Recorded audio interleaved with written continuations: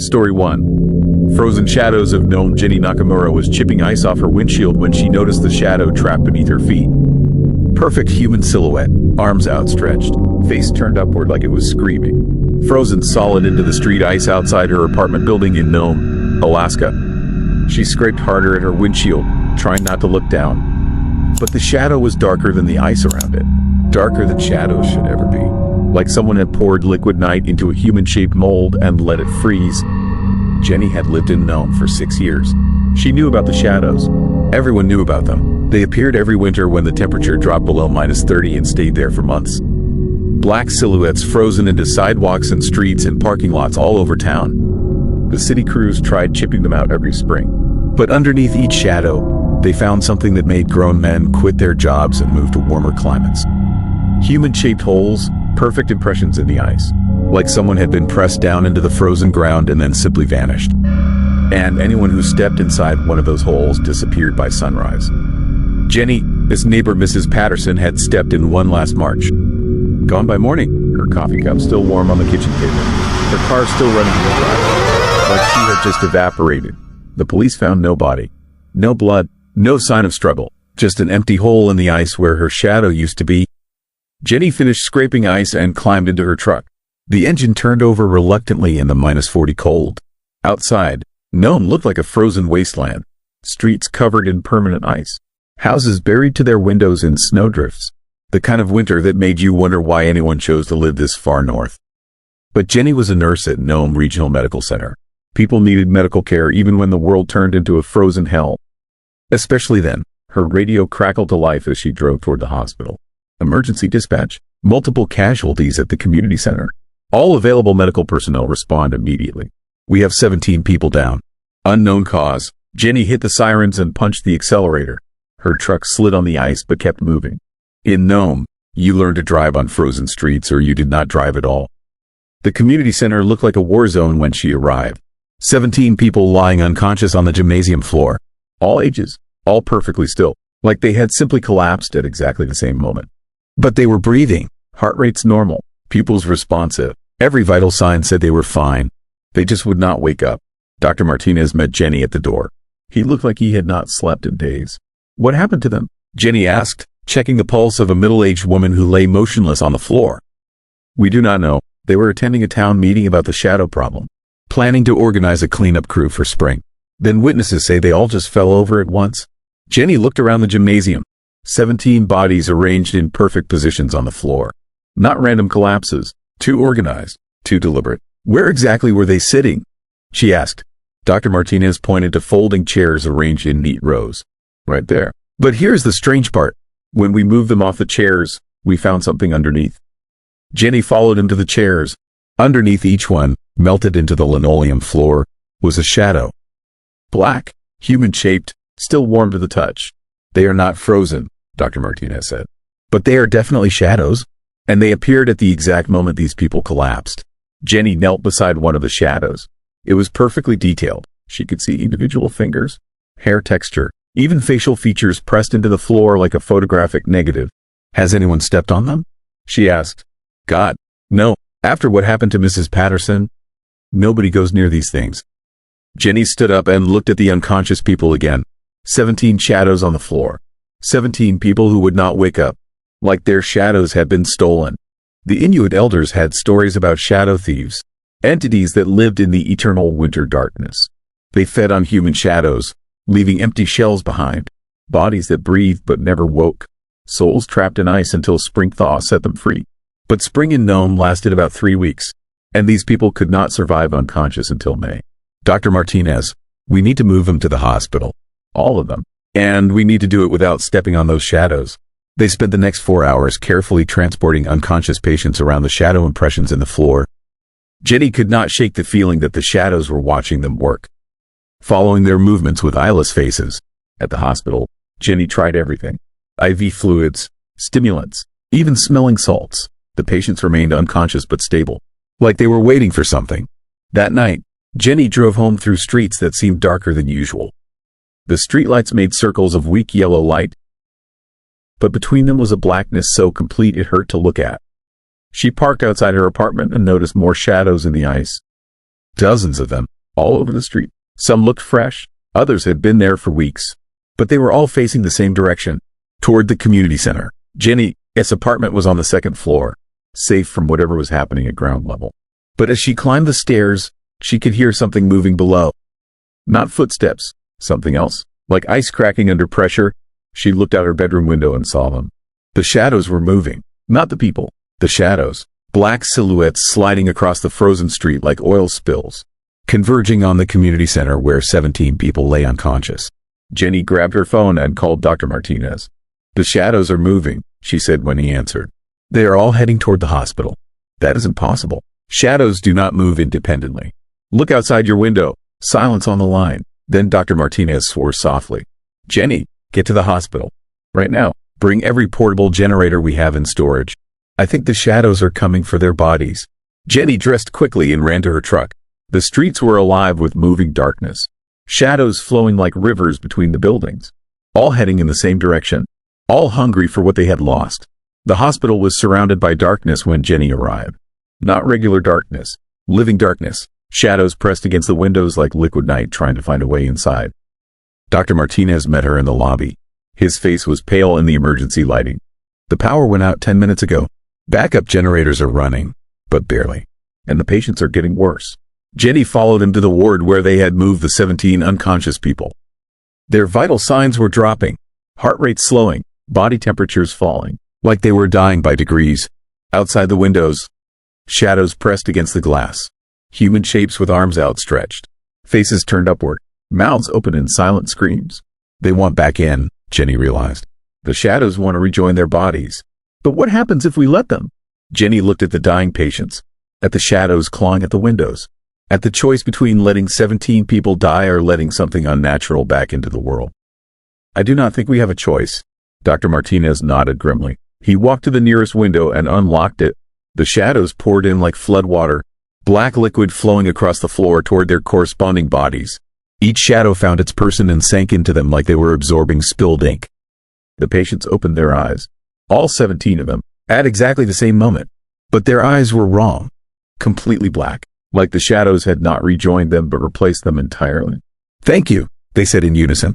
17 voices speaking the same words with perfect synchronization. Jenny backed toward the door. These were not the same people who had collapsed at the community center. These were something else wearing human faces. "You have freed us," the shadow people said. "Now we can finish what we started." "What did you start?" Dr. Martinez asked. The shadow people smiled. 17 identical smiles that showed too many teeth.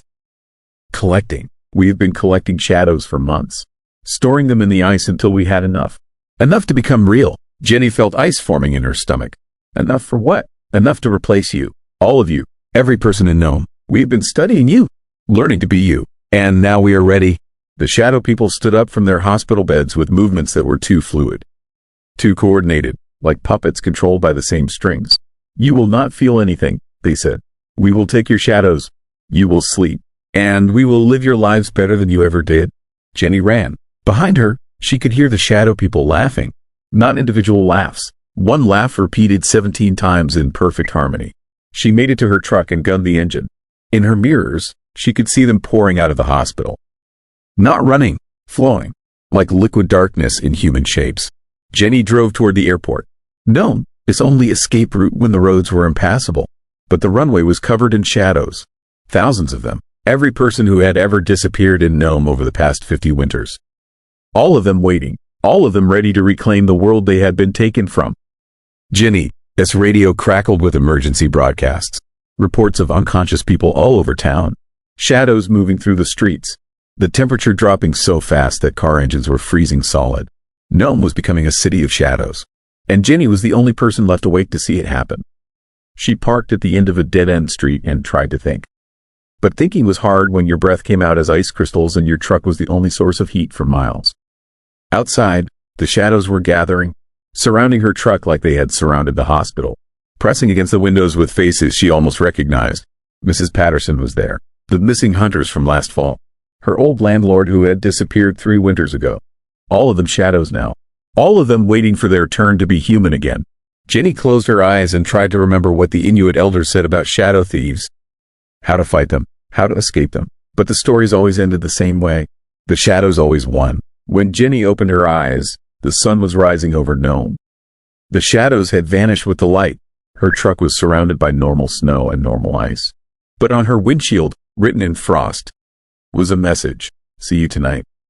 Jenny drove home through streets that looked perfectly normal. People going to work, kids waiting for school buses, life continuing like nothing had happened. But Jenny noticed their shadows, how they all moved in perfect synchronization, how they all turned to watch her truck as she drove past, how they all smiled with too many teeth.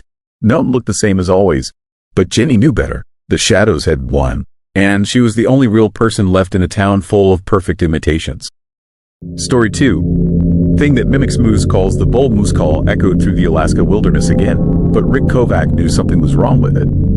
He crouched behind a fallen spruce, his rifle ready, listening to the sound that had been leading him deeper into the Denali backcountry for the past 2 hours. Perfect pitch, perfect rhythm, the kind of rutting call that should have every cow moose within 5 miles heading toward the source. But Rick had been hunting Alaska for 20 years. He knew moose sounds like a musician knows notes. And this call was too perfect, too regular, like something was playing a recording on repeat. The sound came again from a thicket 50 yards ahead. Low, guttural, desperate. The sound of a bull moose announcing his presence to potential mates and rivals. But when Rick looked through his scope, he saw no movement in the brush. No massive antlers, no brown bulk shifting between the trees. Nothing. Rick, his hunting partner Dave, should have been covering the south approach. They had split up an hour ago when the call started, planning to drive whatever was making them into a crossfire. Standard hunting tactics for Alaskan moose.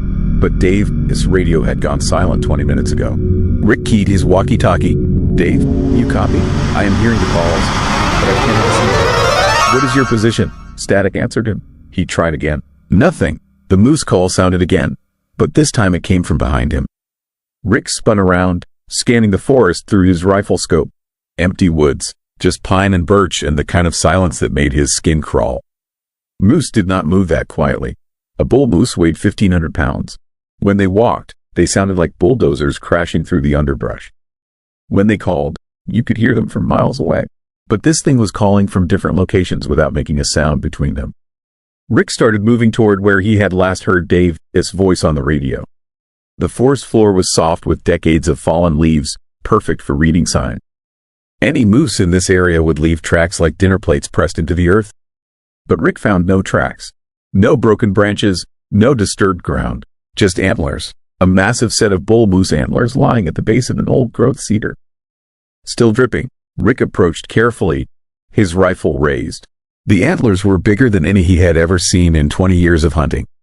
6 feet wide, dozens of points. The kind of trophy that hunting magazines featured on their covers. But they had been torn off. Not cut, not sawed, torn away from the skull with such force that bits of bone and flesh still clung to the base. Blood pooled in the moss around them. Fresh blood, still warm. The smell hit him next. Copper and meat and something else. Something that made his hunting instincts scream danger. The smell of a predator. Rick backed away from the antlers, scanning the trees for whatever had done this. Grizzly bears could kill moose, but they did not tear off antlers. Wolves hunted in packs, but they went for the throat and belly, not the head. This was something else. The moose call sounded again, but now it was different. Closer, like whatever was making it had moved within 20 feet of where Rick stood. But he could see nothing, hear nothing moving, just that perfect, impossible call echoing through trees that should have hidden a massive animal. Rick, this radio crackled to life. Dave, his voice, but wrong somehow, distorted. "Rick, I found something. You need to see this. I am about 200 yards northeast of your position. Follow my voice." But the voice was not coming from the radio. It was coming from the forest around him, from every direction at once. "Dave?" Rick called out. "Where are you exactly?" "Right here, Rick. Just follow the sound. I found the biggest moose you have ever seen." The voice was Dave, but it was not Dave. Rick could tell the difference. He had hunted with Dave for 15 years. Knew his voice like he knew his own. This was close, but not right. Like someone trying to imitate Dave from memory. Like something that had heard Dave speak but did not understand how humans actually talked. Rick started moving northeast anyway. Not because he believed the voice, but because Dave was somewhere out there and might need help. The forest grew denser as he climbed toward higher ground. Old-growth timber that filtered the October sunlight into green twilight.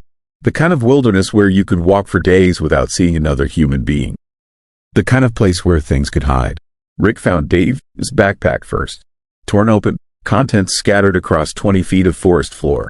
His rifle lay nearby, the barrel bent at an impossible angle. Like something had grabbed it and twisted it into scrap metal. But no Dave, no blood, no sign of struggle beyond the destroyed gear. Just another set of antlers, even larger than the first. Also torn away from the skull. Also dripping fresh. Dave! Rick called out. His voice echoed through the trees and died in the silence that followed. The moose call answered him. But now it sounded like Dave's voice making moose sounds. Human vocal cords trying to imitate an animal call. The result was something that made Rick's spine crawl. Something was learning. Something was getting better at mimicking sounds every time it heard them. Rick started backing toward where he thought he had left his own pack. But the trees all looked the same now. The trails he thought he remembered had vanished. It was like the forest itself was shifting around him, leading him deeper. The calls continued from different directions. Sometimes moose sounds, sometimes Dave's voice calling his name. Sometimes other voices Rick did not recognize. Men who had probably come hunting in these woods and never made it home. All of them calling Rick to come closer. Come see what they had found. Come join them. Rick's GPS unit showed his location as a blank spot on the map.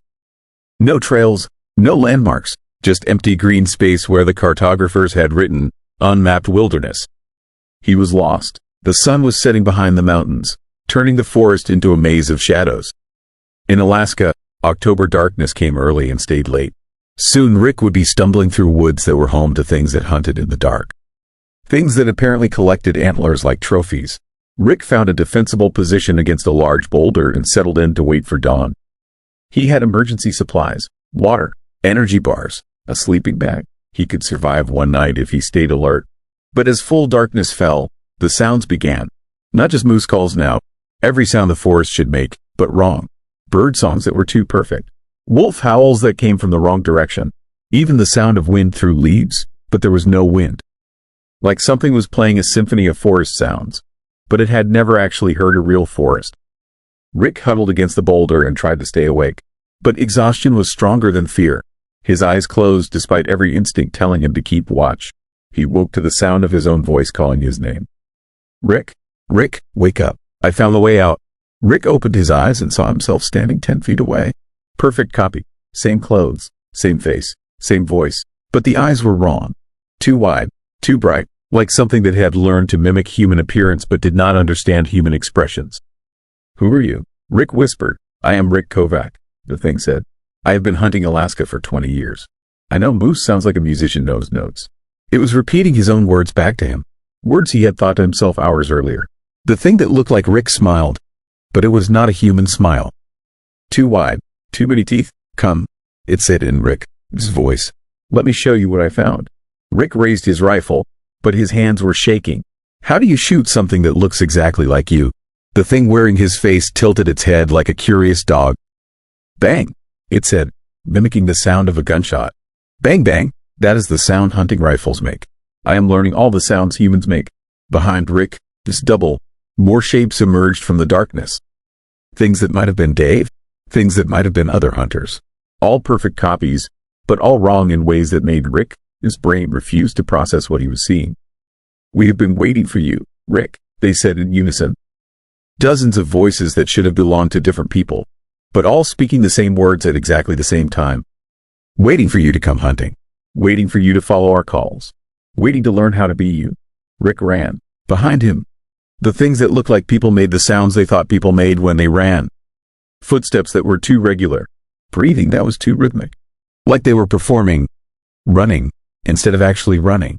Rick crashed through underbrush and leapt over fallen logs, using 20 years of wilderness experience to put distance between himself and whatever was chasing him. But every time he looked back, they were keeping pace effortlessly. Not getting tired, not getting winded, just following him through the dark forest like hunting was a game they had been playing for centuries.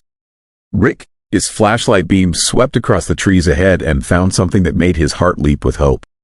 A trail marker, a real trail that would lead back to civilization. He followed the trail at a dead run, branches whipping past his face, his lungs burning in the cold air. Behind him, the sounds of pursuit grew fainter. Dawn was breaking when Rick stumbled out of the tree line onto the gravel road where his truck was parked. He threw his gear in the back and gunned the engine, not stopping until he reached the ranger station 50 miles away. Rick told the rangers about Dave's disappearance. Search and rescue teams spent 3 days combing the area where Rick had left his hunting partner. They found nothing. No trace of Dave, no torn gear, no mysterious antlers, just empty forest. The official report listed Dave as missing, presumed dead, probably attacked by a grizzly bear. These things happened in Alaska wilderness. Rick never hunted those woods again. But sometimes, late at night when he could not sleep, he would hear his own voice calling to him from outside his house. Perfect imitation, perfect pitch. Rick, come hunting. I found the biggest moose you have ever seen. Rick would close his eyes and try to ignore the sound, but he always wondered if the thing in the woods was still learning, still practicing, still getting better at being human, and whether someday it would be good enough to fool someone who mattered, good enough to walk out of the wilderness and into the world, good enough to replace him completely. The calls stopped coming after the first winter. Rick told himself that meant the thing had moved on, found other hunters to mimic, other voices to collect. But deep down, he suspected the truth was simpler. It did not need to practice anymore.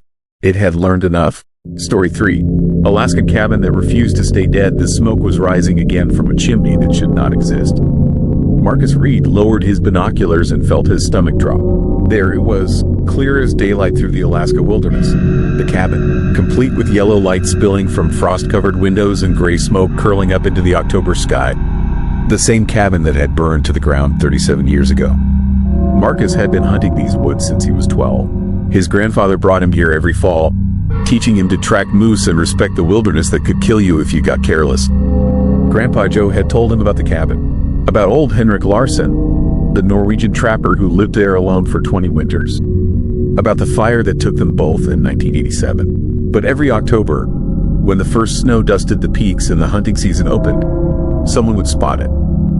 Standing whole again, smoke rising, light in the windows, like death was just a minor inconvenience. Marcus had never believed the stories. Urban legends passed around hunting camps after too much whiskey. But now, staring through his scope at a building that had been ash for decades, belief felt less important than survival. His hunting partner Jake was already packing up their camp 50 yards behind him. "We are leaving," Jake said, stuffing gear into his backpack with shaking hands. "Right now, before it gets dark." "Jake, wait." Marcus kept the binoculars trained on the cabin. "Look at this. Really look." The structure was perfect. Too perfect. Like someone had rebuilt it board by board from old photographs. But the wood looked aged, weathered, like it had been standing for 50 years instead of appearing overnight. Smoke continued to rise from the stone chimney. Someone was inside. Someone was home. "Marcus, I am not playing around here." Jake shouldered his rifle. "My uncle saw this place in '94. Swore he watched it burn down while he was looking at it. Then it was back the next morning. He never hunted these woods again." Marcus lowered the binoculars. The rational part of his brain agreed with Jake. Pack up, hike out, pretend they never saw anything. But the hunter in him was curious. The part that tracked wounded animals through miles of wilderness because leaving them to suffer was wrong. The part that needed to know. "Give me 1 hour," Marcus said. "I will check it out and meet you at the truck." Jake grabbed his arm. "Marcus, listen to me. People go into that cabin. They do not come out. The rangers find them in spring. What is left of them?" "What do you mean, what is left?" Jake looked toward the cabin, then back at Marcus. His face was pale in the afternoon light. "Bones." "Marcus, just bones. Not clean, like something was having dinner." Marcus felt a chill that had nothing to do with the October air. But curiosity was stronger than fear. It always had been. That was what made him a good hunter and a terrible decision maker. 1 hour, he repeated. Jake shook his head but started hiking toward their pickup truck 2 miles south. Marcus watched him disappear through the pine trees, then turned back toward the cabin. The smoke was thicker now, almost black. Marcus moved through the forest like his grandfather taught him, silent, alert, reading the woods for signs of danger. But the forest was wrong. Too quiet. No birds. No squirrels chattering in the branches. Even the wind seemed muted, like the woods themselves were holding their breath. He reached the clearing where the cabin sat. Up close, it looked even more impossible. The logs were hand-hewn, chinked with moss and mud, a style of building that had not been used in Alaska for 50 years. The windows glowed with warm yellow light, but Marcus could not see inside through the frost. The front door stood slightly open. Marcus unshouldered his rifle and approached. The wooden steps creaked under his boots. Normal sounds, reassuring sounds, until he noticed the blood. Fresh blood, dark red streaks running down the door frame like something had been dragged inside. The smell hit him next. Copper and meat and something else. Something that made his hunting instincts scream warnings. The smell of a predator. This den. Marcus pushed the door open with the barrel of his rifle. The cabin, its interior looked exactly like the police reports from 1987 describe. One room, stone fireplace, rough wooden table, shelves lined with canning jars and trapping supplies. And sitting at the table, a man in a flannel shirt and wool pants. Henrik Larsson, exactly as he appeared in the newspaper photos. Except for his eyes. His eyes were gone. Just dark holes that wept frozen tears down his cheeks. And his skin was blue-white, frostbitten, like he had been sitting in a freezer for 37 years. But his mouth moved when he saw Marcus. "You are just in time for dinner," Henrik said. His voice sounded like wind through ice caves. "I've been waiting so long for company." Marcus raised his rifle, but his hands were shaking. The temperature in the cabin was dropping fast. His breath came out in white clouds. Ice began forming on the windows. "You are not real," Marcus said. "You died in the fire." Henrik smiled. His teeth were black with frostbite. "Fire," he said. "Yes, I remember the fire. But fire cannot kill what should never have lived." The walls began to bleed. Not metaphorically, actually bleed. Dark red streams running down the log walls like the cabin itself was wounded. The blood was warm. Steam rose where it hit the frozen floor. Marcus backed toward the door, but it slammed shut. The latch turned by itself. "Locked." "Sit," Henrik said, gesturing to the chair across from him. "Eat." On the table, a plate appeared. Marcus had not seen it before, but now it was there. Steaming, fresh meat cut into neat portions. Human meat. Marcus could tell by the shape, by the texture, by the way his stomach rebelled and his mind tried to deny what he was seeing. "Where did this come from?" Marcus asked. Henrik, his eyeless sockets fixed on him. The last guest. He was not very hungry. Left most of dinner untouched. The cabin shook, not from wind, from something moving underneath it. Something large scraping against the foundation. "What is under the house?" Marcus asked. "The others," Henrik said. "All my dinner guests. They stay for the winter. Every winter, until spring thaws them enough to bury." Marcus tried the door again. Still locked. The windows were frosted over completely now. No way to see outside. No way for anyone to see in. He was trapped, just like all the hunters who had seen smoke rising from a chimney that should not exist. "Why?" Marcus asked. "Why do this?" Henrik leaned forward. Where his eyes should have been, Marcus could see movement. Something squirming in the dark sockets. "Because I am hungry," Henrik said. "Always hungry. Fire burned away everything but the hunger. Now I feed it. Every winter. Forever." The meat on the plate began to move. Twitching, like it was still alive. Marcus raised his rifle and fired. The bullet passed through Henrik like he was made of smoke. The dead man laughed. "Bullets cannot kill hunger," Henrik said. "Nothing can kill hunger." The scraping under the house grew louder.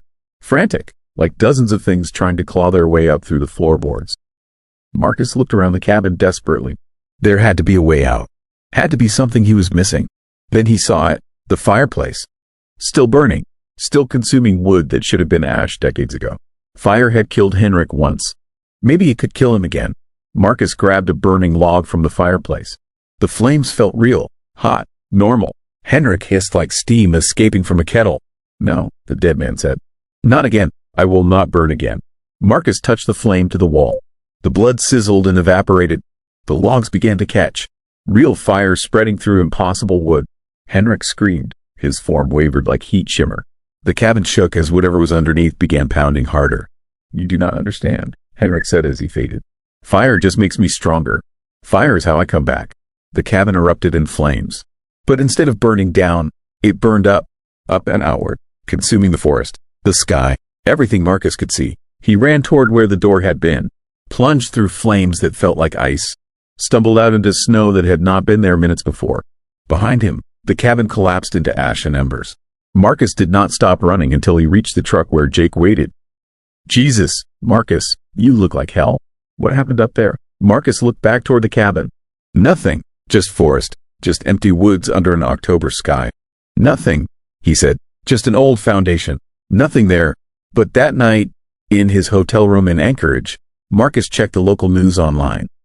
A hunting party had reported seeing smoke rising from the old Larson place. Fresh smoke, rising into the autumn sky, from a chimney that should not exist. Marcus closed his laptop and tried to sleep, but every time he closed his eyes, he could smell the meat.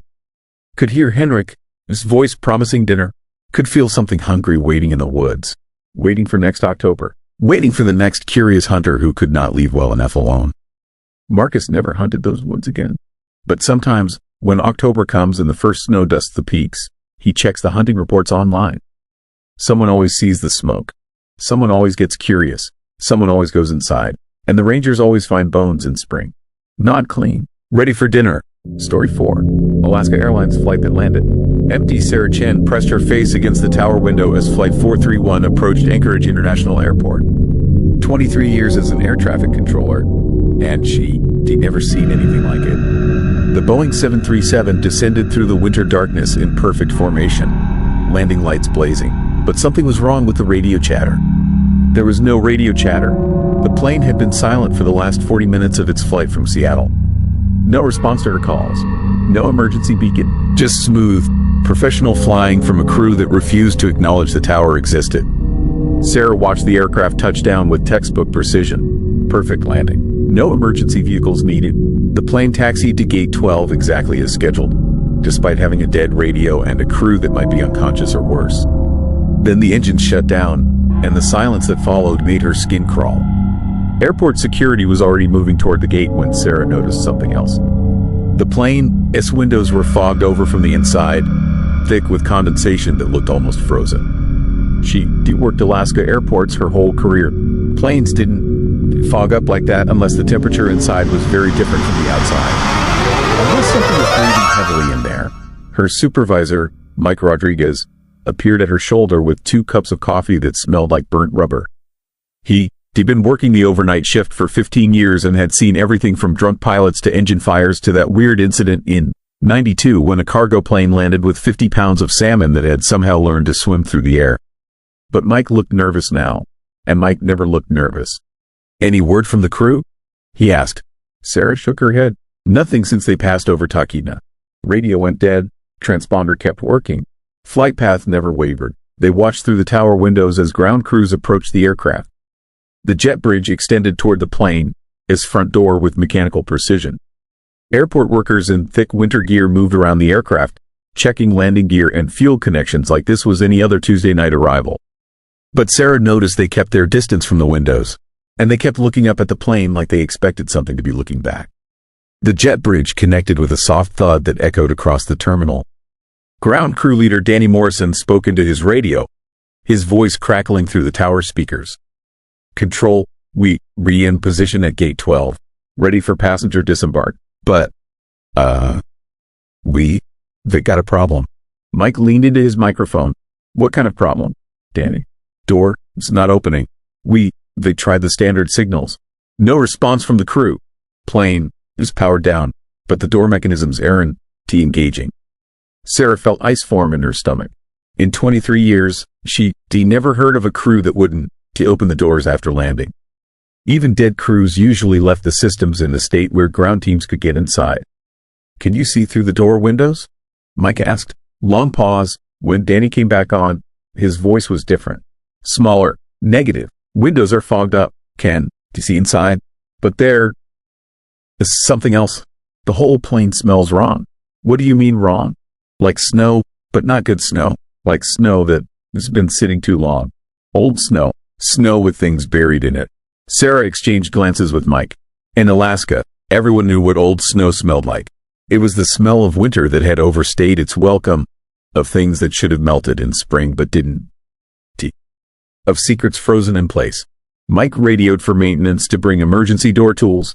While they waited, Sarah pulled up the flight manifest on her computer. Flight 431 from Seattle to Anchorage. Departure time 8:47 p.m. Arrival time 11:23 p.m. Everything looked normal, except for the passenger count.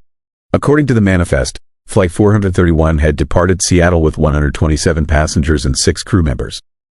Standard load for a Tuesday evening flight. Business people heading home. Tourists coming to see the northern lights. Oil workers returning to the North Slope. But as Sarah scrolled through the passenger list, she noticed something that made her blood run cold. She recognized some of the names, not from recent flights, but from old incident reports. Reports that dated back years. James Morrison, lost in a hiking accident near Denali in 1991. His body was never found. Linda Kowalski, disappeared during a blizzard while cross-country skiing in 1989. Search teams found her car, but no trace of Linda herself. Robert Chen, Sarah's own cousin, who died in an avalanche in 1993. She attended his funeral. She watched them bury an empty coffin because the rescue teams couldn't recover his body from under 40 feet of snow. But according to the manifest, Robert Chen was on Flight 431. Seat 14A. Sarah's hands shook as she scrolled through more names. Every single passenger on the flight had been dead for years. All of them lost to Alaska, its wilderness. All of them buried under snow and ice, or maybe not buried at all. Maybe just missing, maybe waiting. "Mike," she whispered, "you need to see this." But Mike was focused on the radio chatter from the ground crew. Maintenance had arrived with hydraulic door openers and emergency cutting tools. They were preparing to force their way into the aircraft. "Control, this is Morrison. We're getting some kind of resistance on the door. It's not mechanical. It's like something is holding it shut from the inside." Sarah grabbed Mike's arm. "Don, let them open that door." "What are you talking about?" She pointed to her computer screen. "Look at the passenger manifest. Look at the names." Mike leaned over her shoulder, his coffee growing cold in his hands. As he read, his face went pale. "This is impossible. Half these people are dead. I remember some of these cases. Linda Kowalski was my neighbor, the sister. I helped search for her. They were all dead, Mike. Every single passenger. All lost in the wilderness. All buried in snow." The radio crackled again. "Control, read through the first lock. Door is moving, preparing to breach." Mike grabbed the microphone. "Danny, hold your position. Do not open that door. Repeat, do not open the aircraft door. Control, they got passengers in there. Standard procedure is to evacuate the aircraft. There are no passengers. Danny, stand down." But it was too late. Sarah heard the hiss of pressurized air escaping through the radio. The aircraft door was opening. For 30 seconds, there was silence. Then Danny's voice came back, barely a whisper. "Control, Jesus Christ. Control, you need to see this." "What is your status, Danny?" "The plane. It's empty. No passengers. No crew. Just snow." Sarah felt her heart stop. "What do you mean snow?" "I mean snow. Control. The whole interior is filled with snow. Seats, aisles, overhead compartments. Everything, like a blizzard hit inside the cabin and just stayed there. Snow that is not melting even though the heat has been on." Mike was already reaching for the emergency alert system when Danny's voice came back, high and panicked. Wait, there is something else. There is a note pinned to the pilot's seat. It says, they in the snow now." Sarah stared out the tower window at Flight 431. From this distance, it looked like any other plane. But now she could see wisps of something white drifting out of the open door. Snow, falling upward into the Alaska night like gravity had forgotten how to work. The ground crew was backing away from the aircraft, even from the tower. Sarah could see they were moving wrong. Too stiff, too mechanical, like people who were fighting the urge to walk towards something they shouldn't, to approach.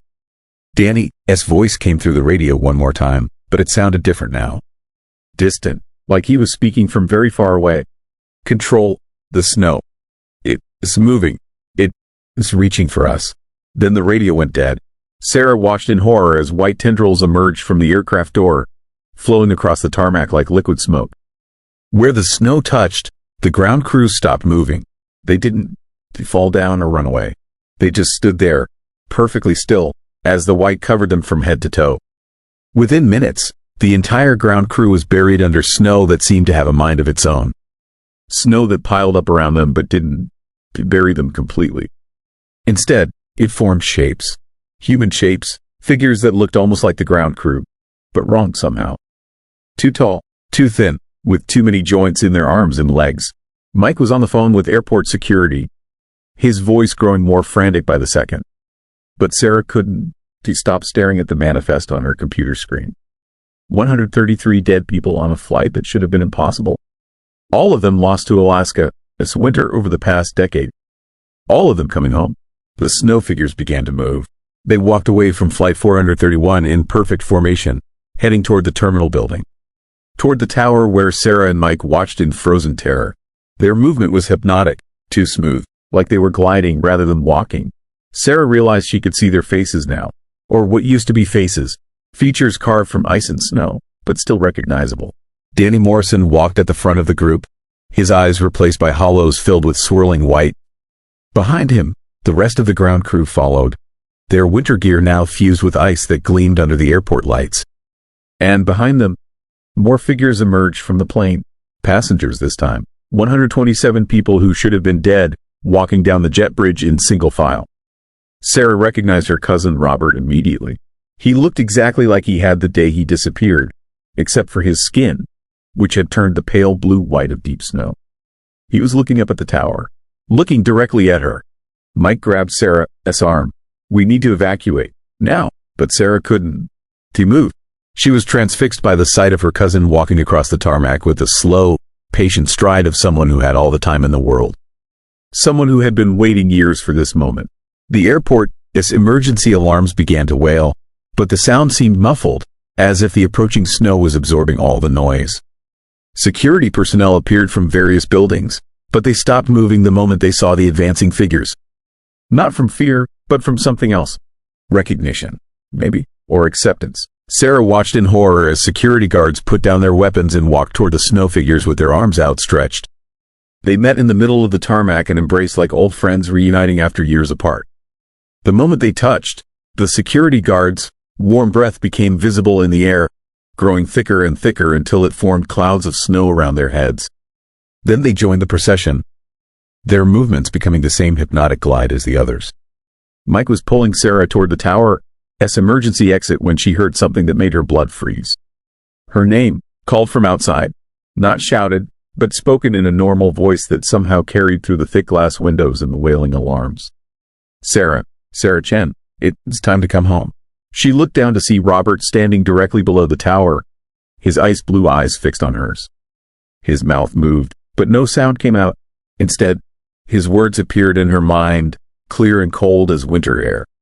"I've been waiting for you, cousin. We all have. Alaska keeps her children close, even the ones who try to leave." Sarah backed away from the window, but she could still hear Robert's voice in her head. "You remember, do you? That winter when we were kids?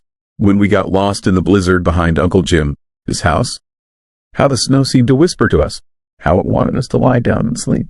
She did remember. She and Robert, 8 and 9 years old, had wandered too far from the house during a family gathering. The blizzard hit suddenly, turning the familiar backyard into an alien landscape of white. They held hands and walked in circles for what felt like hours, the snow getting deeper with each step. And yes, the snow had whispered to them, told them to rest, told them they were tired, told them to lie down in the soft white and let Alaska take care of them forever. They'd been rescued by Uncle Jim and his search dog. Frostbite on their fingers and toes, but alive. Robert had nightmares for weeks afterward, dreams about walking through endless snow toward something that was calling his name. Now Sarah understood. The blizzard hadn't been trying to kill them. It had been trying to recruit them. "You felt it too," Robert's voice continued in her mind. "The pull, the belonging. Alaska claimed us that day, Sarah. She just waited until we were old enough to understand." Mike was shaking her now, trying to get her to move toward the exit. But Sarah felt so tired suddenly. Tired of fighting Alaska's winters. Tired of watching planes disappear into storms and never come back. Tired of the endless cycle of people arriving with hope and leaving with frostbite scars and stories about things they'd seen in the snow. Maybe Robert was right. Maybe Alaska did keep her children close. The tower door burst open, but it wasn't Mike who had opened it. Snow flowed through the entrance like water, pooling on the floor and climbing the walls with impossible grace. The temperature dropped 20 degrees in as many seconds. Robert appeared in the doorway, but he wasn't alone. Behind him stood Linda Kowalski and James Morrison and dozens of others. All the missing people Sarah had heard about over the years. All of them wearing the same patient expression, as if they'd been waiting a very long time for this moment. Mike screamed and ran toward the emergency stairs, but his feet slipped on the ice that was rapidly forming across the floor. He went down hard, his head hitting the metal railing with a crack that echoed through the tower. Sarah knelt beside him, checking for a pulse. He was unconscious but breathing. Blood trickled from a cut on his forehead, and where the blood hit the ice-covered floor, it froze instantly into tiny red crystals. "He'll be fine," Robert said, his voice now coming from his actual mouth instead of her mind. "We don't want the unwilling. Alaska only takes those who are ready to come home." "I am not ready," Sarah whispered. Robert smiled, and snowflakes fell from his lips. "You've been ready since you were 8 years old, cousin. You've been waiting your whole life to join us. Why else do you think you stayed in Alaska? Why else do you think you chose a job where you watch planes disappear into storms?" Sarah looked around the tower at her life, this work, radio equipment and radar screens and weather monitors. All the technology designed to keep people safe from Alaska's wilderness. All of it failing right now as snow crept into every electronic device, short-circuiting systems that had run perfectly for decades. "What happened to Flight 431?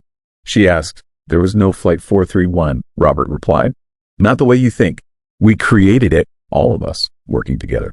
The missing, the lost, the claimed. We wanted to come home, Sarah. But we needed a way to travel.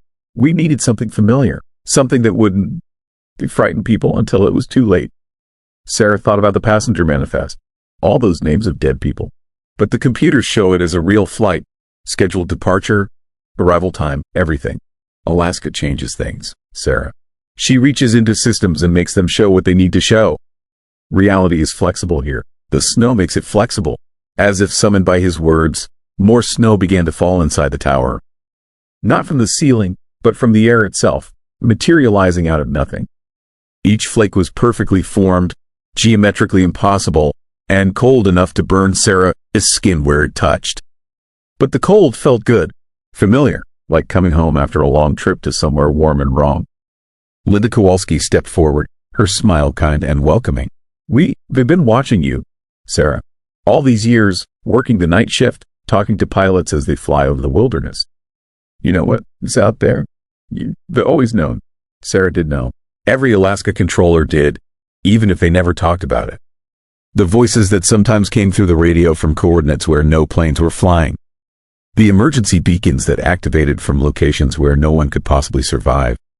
The reports from pilots about lights in the snow that moved in patterns too complex to be natural. Alaska was alive, had always been alive, and it collected things. "The skinwalkers in New Mexico," James Morrison said, reading her thoughts. "The Mothman in West Virginia. The things that live in old shopping malls in Ohio and walk the highways of the Midwest. Every place has its collectors, Sarah. But Alaska is the biggest collector of all."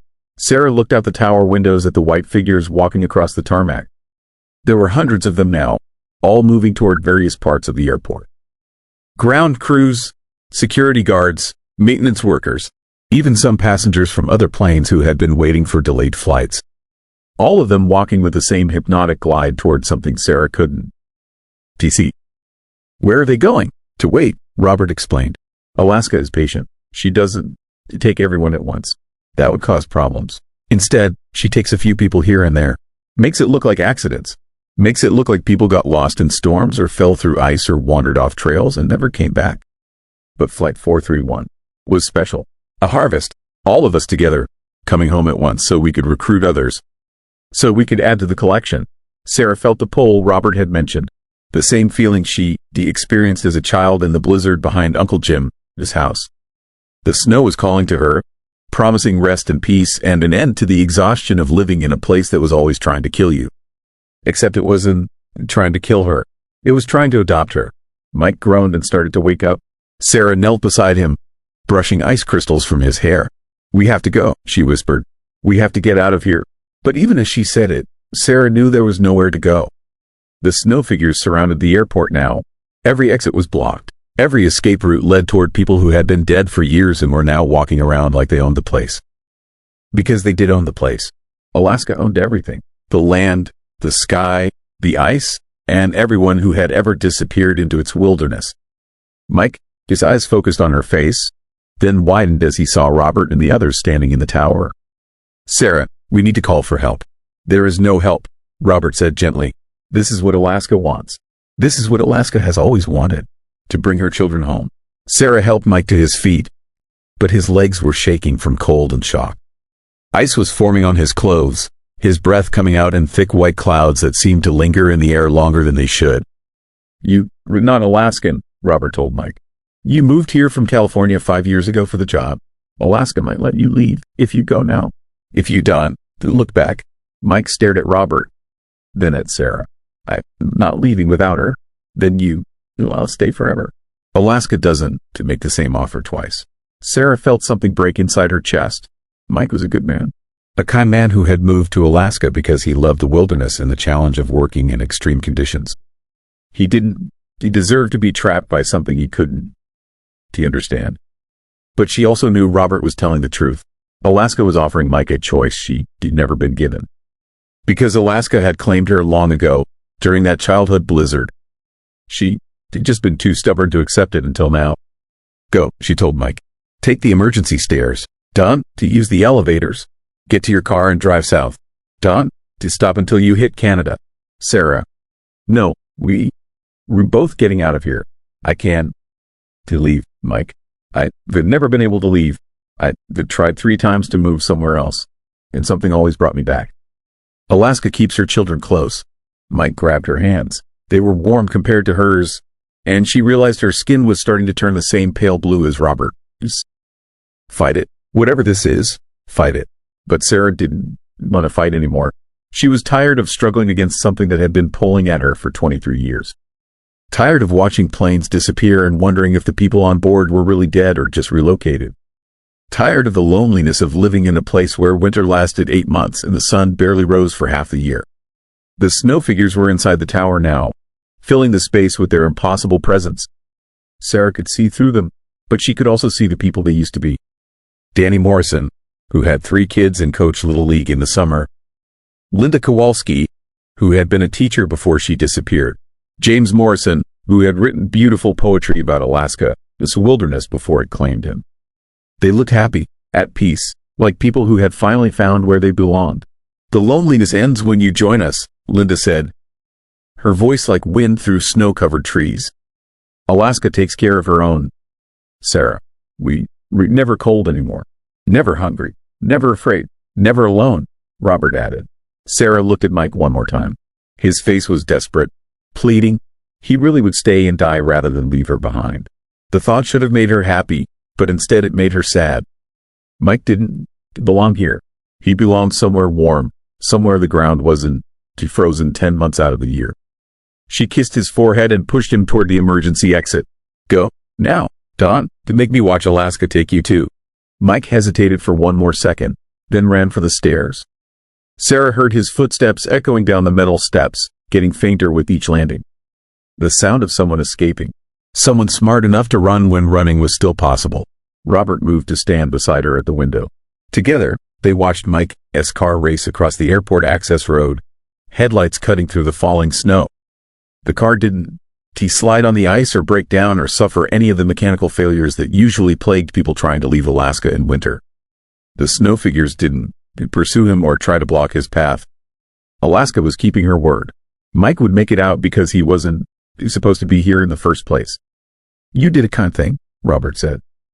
I'll remember you, but I'll never be able to explain what happened tonight."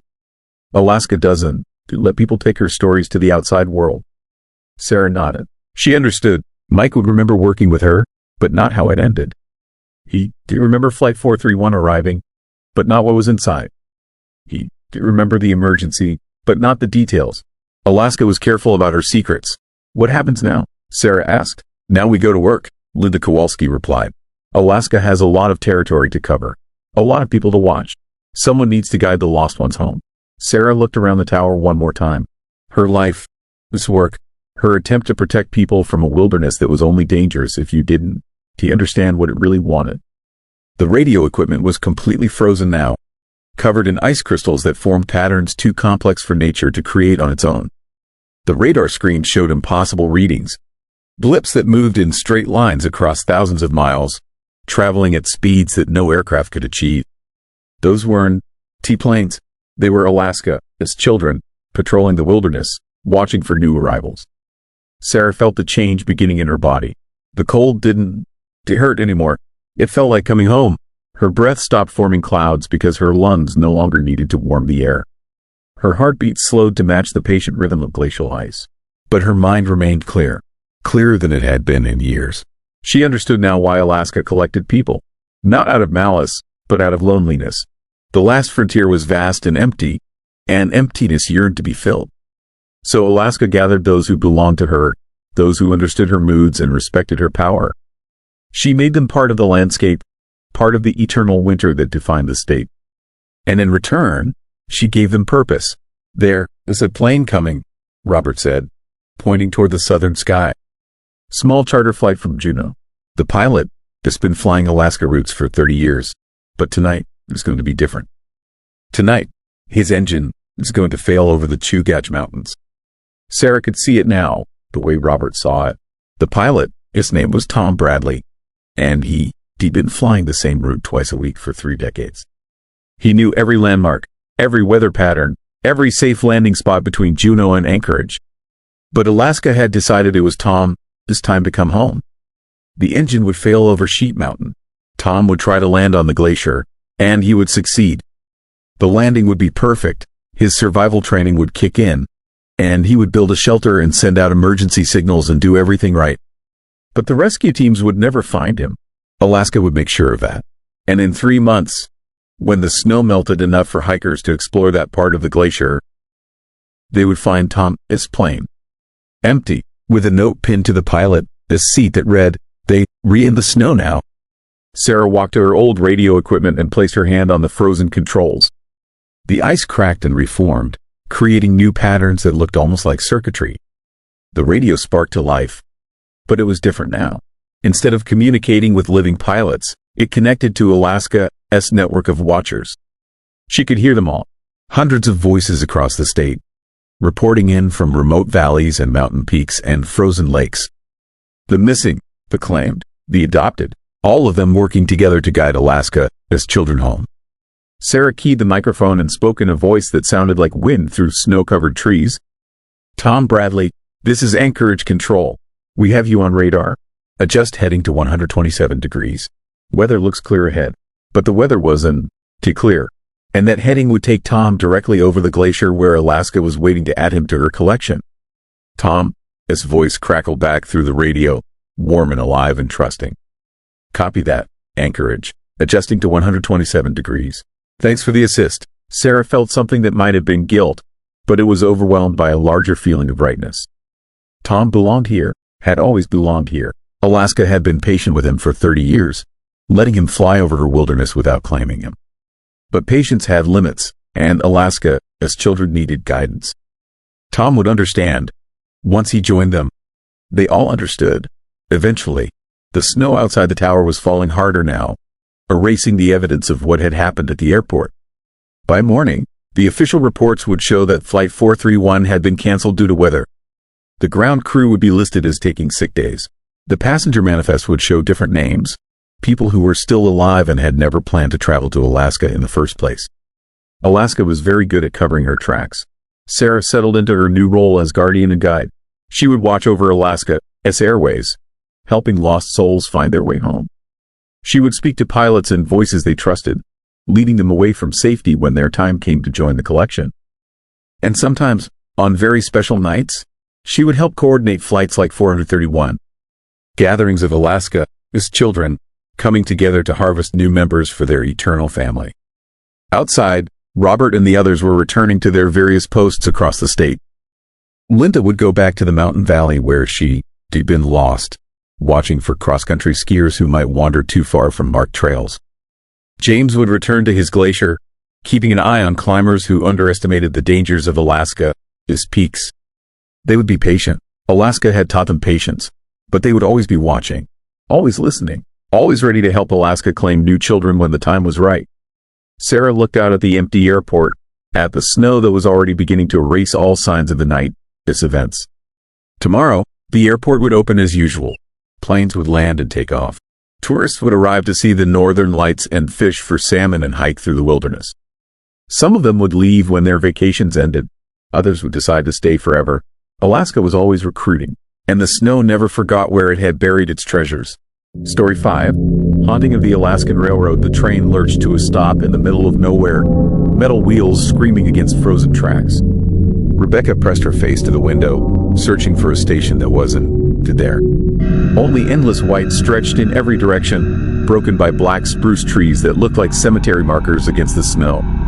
She checked her watch. 11:47 p.m. They were supposed to reach Whittier 30 minutes ago. The lights in her car flickered once, twice, then went out completely. Emergency lighting kicked in, casting everything in a sickly red glow that made the other passengers look like corpses. An old man across the aisle coughed wetly into his handkerchief. When he pulled it away, Rebecca could swear she saw blood.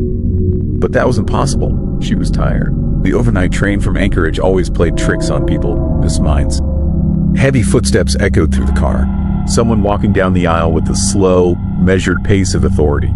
Rebecca assumed it was the conductor making his rounds, checking tickets one final time before they reached the end of the line. She fumbled in her purse for her ticket stub. The paper felt strange between her fingers. Wet, cold, like it had been sitting in snow for hours. The footsteps stopped beside her seat. Rebecca looked up to see a tall man in an old-fashioned railroad uniform. His cap was pulled low over his face, but she could see his skin was pale as winter ice. When he spoke, his voice sounded like wind through mountain passes. "Ticket, please." She handed him the stub. His fingers were so cold they burned her skin when they touched. He examined the ticket under a small flashlight that cast no shadows. Rebecca Martinez, seat 14, one way to Whittier. He punched a hole in the ticket with an old-style hole punch, the kind they hadn't used on trains for decades. But instead of the usual round hole, this one was shaped like a tiny skull. Departure date, he continued, March 15th, 2019. Rebecca. His blood turned to ice water. That's wrong. Today is March 22nd, 2024. The conductor smiled, and his teeth were black as coal. Time moves differently on the last train, Miss Martinez, especially for passengers who never reached their destination. He moved on to the next seat, where the old man with the bloody cough waited with his ticket ready. But Rebecca couldn't stop staring at her own stub. The date was clear now, printed in faded ink that looked like it had been underwater for years.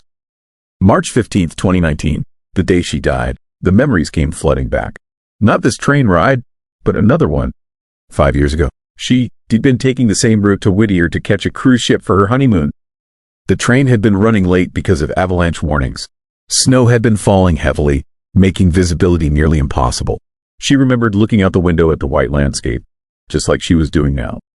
Remembered thinking about her new husband waiting for her at the port. Remembered the sudden lurch as the train hit something on the tracks. Not something, someone. Rebecca had been standing in the aisle, walking to the bathroom, when the train struck her car. The impact had thrown her forward, her head hitting the metal doorframe with a crack that echoed through her skull. She remembered lying on the floor, watching her own blood pool beneath her head, dark red against the dirty carpet. She remembered the other passengers stepping over her body like she wasn't there. Because she wasn't there. Not anymore. The train began moving again, but the landscape outside hadn't changed. The same white expanse, the same black trees, like they were traveling through a photograph that never ended. Rebecca looked around the car with new eyes. Really looked. The old man with the bloody cough wasn't coughing anymore. He sat perfectly still, his chest not rising or falling. His ticket stub showed a date from 1987. The woman 2 seats ahead had her neck bent at an impossible angle. Her ticket was dated 1993. A teenager near the front of the car had no ticket at all. His hands were pressed against his chest, covering what looked like knife wounds. Blood seeped between his fingers, but it never dripped onto his clothes. Every passenger in the car was dead, had been dead for years, and now Rebecca was one of them. The conductor returned, walking back down the aisle to check on his passengers. His face was clearer now in the red emergency lighting. Skin like old leather, eyes like empty windows. A badge on his chest that read, Thomas Pike, conductor, 1952 to 1964. He'd been working this route for 60 years after his own death. How long do we ride? Rebecca asked when he stopped beside her seat. Until you accept where you are, Miss Martinez. Some passengers figure it out quickly. Others take decades. A few never understand at all. He gestured toward the back of the train. Car 7 has a gentleman who has been riding since 1978. Still thinks he is going to make his daughter It's wedding. Car 12 has a woman who insists she is late for a job interview in Seward. She has been late for 43 years. Rebecca felt the train slow down again. Through the windows, she could see lights in the distance. A small station platform covered in snow, with a single figure waiting beside the tracks. The train stopped with a hiss of air brakes. The platform was empty now, but Rebecca could see fresh footprints in the snow leading toward the train. A door opened somewhere in the distance. New footsteps echoed through the cars. Someone else had just boarded the last train to Whittier. Fresh passenger, Thomas Pike said with satisfaction. Automobile accident about 2 miles back. Slid off the highway in the blizzard. Poor soul probably thinks someone is coming to rescue him. Rebecca watched through the window as more figures appeared on the platform. Not rescue workers, but other conductors like Thomas Pike. Men and women in railroad uniforms from different eras, all waiting to help the newly dead understand their situation. The Alaska Railroad had been claiming passengers for over a century. Every accident, every suicide, every person who died anywhere near the tracks became part of the eternal journey. A ghost train running on ghost rails, collecting souls who couldn't find their way to whatever came next. Why Whittier? Rebecca asked. What's so special about the end of the line? Thomas Pike. This expression grew sad. Whittier is where the tracks run out, where the railroad meets the sea. It's the last stop before the great unknown, Miss Martinez. Some passengers get off there and move on to whatever waits beyond. Others choose to ride back and forth forever, afraid to take that final step. The train began moving again, carrying its cargo of the dead through the endless Alaskan night. Rebecca settled back in her seat and closed her eyes. She could feel the rhythm of the wheels on the tracks, steady and hypnotic, like a heartbeat that would never stop. When she opened her eyes again, daylight was streaming through the windows. But it wasn't natural daylight. It had a strange quality, like light filtered through water or ice. The landscape outside was the same as before. Snow, trees, nothing else. Thomas Pike was gone, but Rebecca could hear him moving through other cars, checking tickets and welcoming new passengers to their eternal journey. His voice carried through the train like wind through a tunnel. Tickets, please. All tickets for the last train to Whittier. Rebecca looked at her ticket stub again. The skull-shaped hole seemed larger now, spreading across the paper like a stain. She realized she had a choice to make. She could ride this train forever, safe but trapped between life and death. Or she could wait for Whittier and step off into the unknown. Hours passed, or maybe days. Time had no meaning on the ghost train. Passengers got on and off at stations that existed only in memory. Rebecca watched them board with confusion and hope, then gradually accept their fate as the truth sank in. A businessman who had a heart attack while waiting for the morning train from Tahkeetna. A hiker who fallen into a crevasse near Denali. A child who wandered onto the tracks in 1967 and never found her way home. All of them riding the rails forever, unless they chose to get off at the final station. Rebecca began to recognize the signs. The way new passengers touched their tickets with growing unease. The moment their eyes went wide with understanding. The choice they all faced when Thomas Pike explained their options. Some chose to stay on the train. The businessman from Tahkeetna was already talking about seeing his wife at the next stop, even though she was still alive in Anchorage. The hiker from Denali insisted he needed to get back to his base camp, where his climbing partners were waiting with growing concern. But others made the harder choice. Rebecca watched them walk toward the front of the train when it stopped in Whittier. Watched them step off the platform and disappear into a light that was brighter and warmer than anything Alaska had to offer. She never saw where they went. The light was too bright to look at directly, but she could feel their peace as they let go of everything that tied them to the world of the living. Rebecca's own moment came without warning.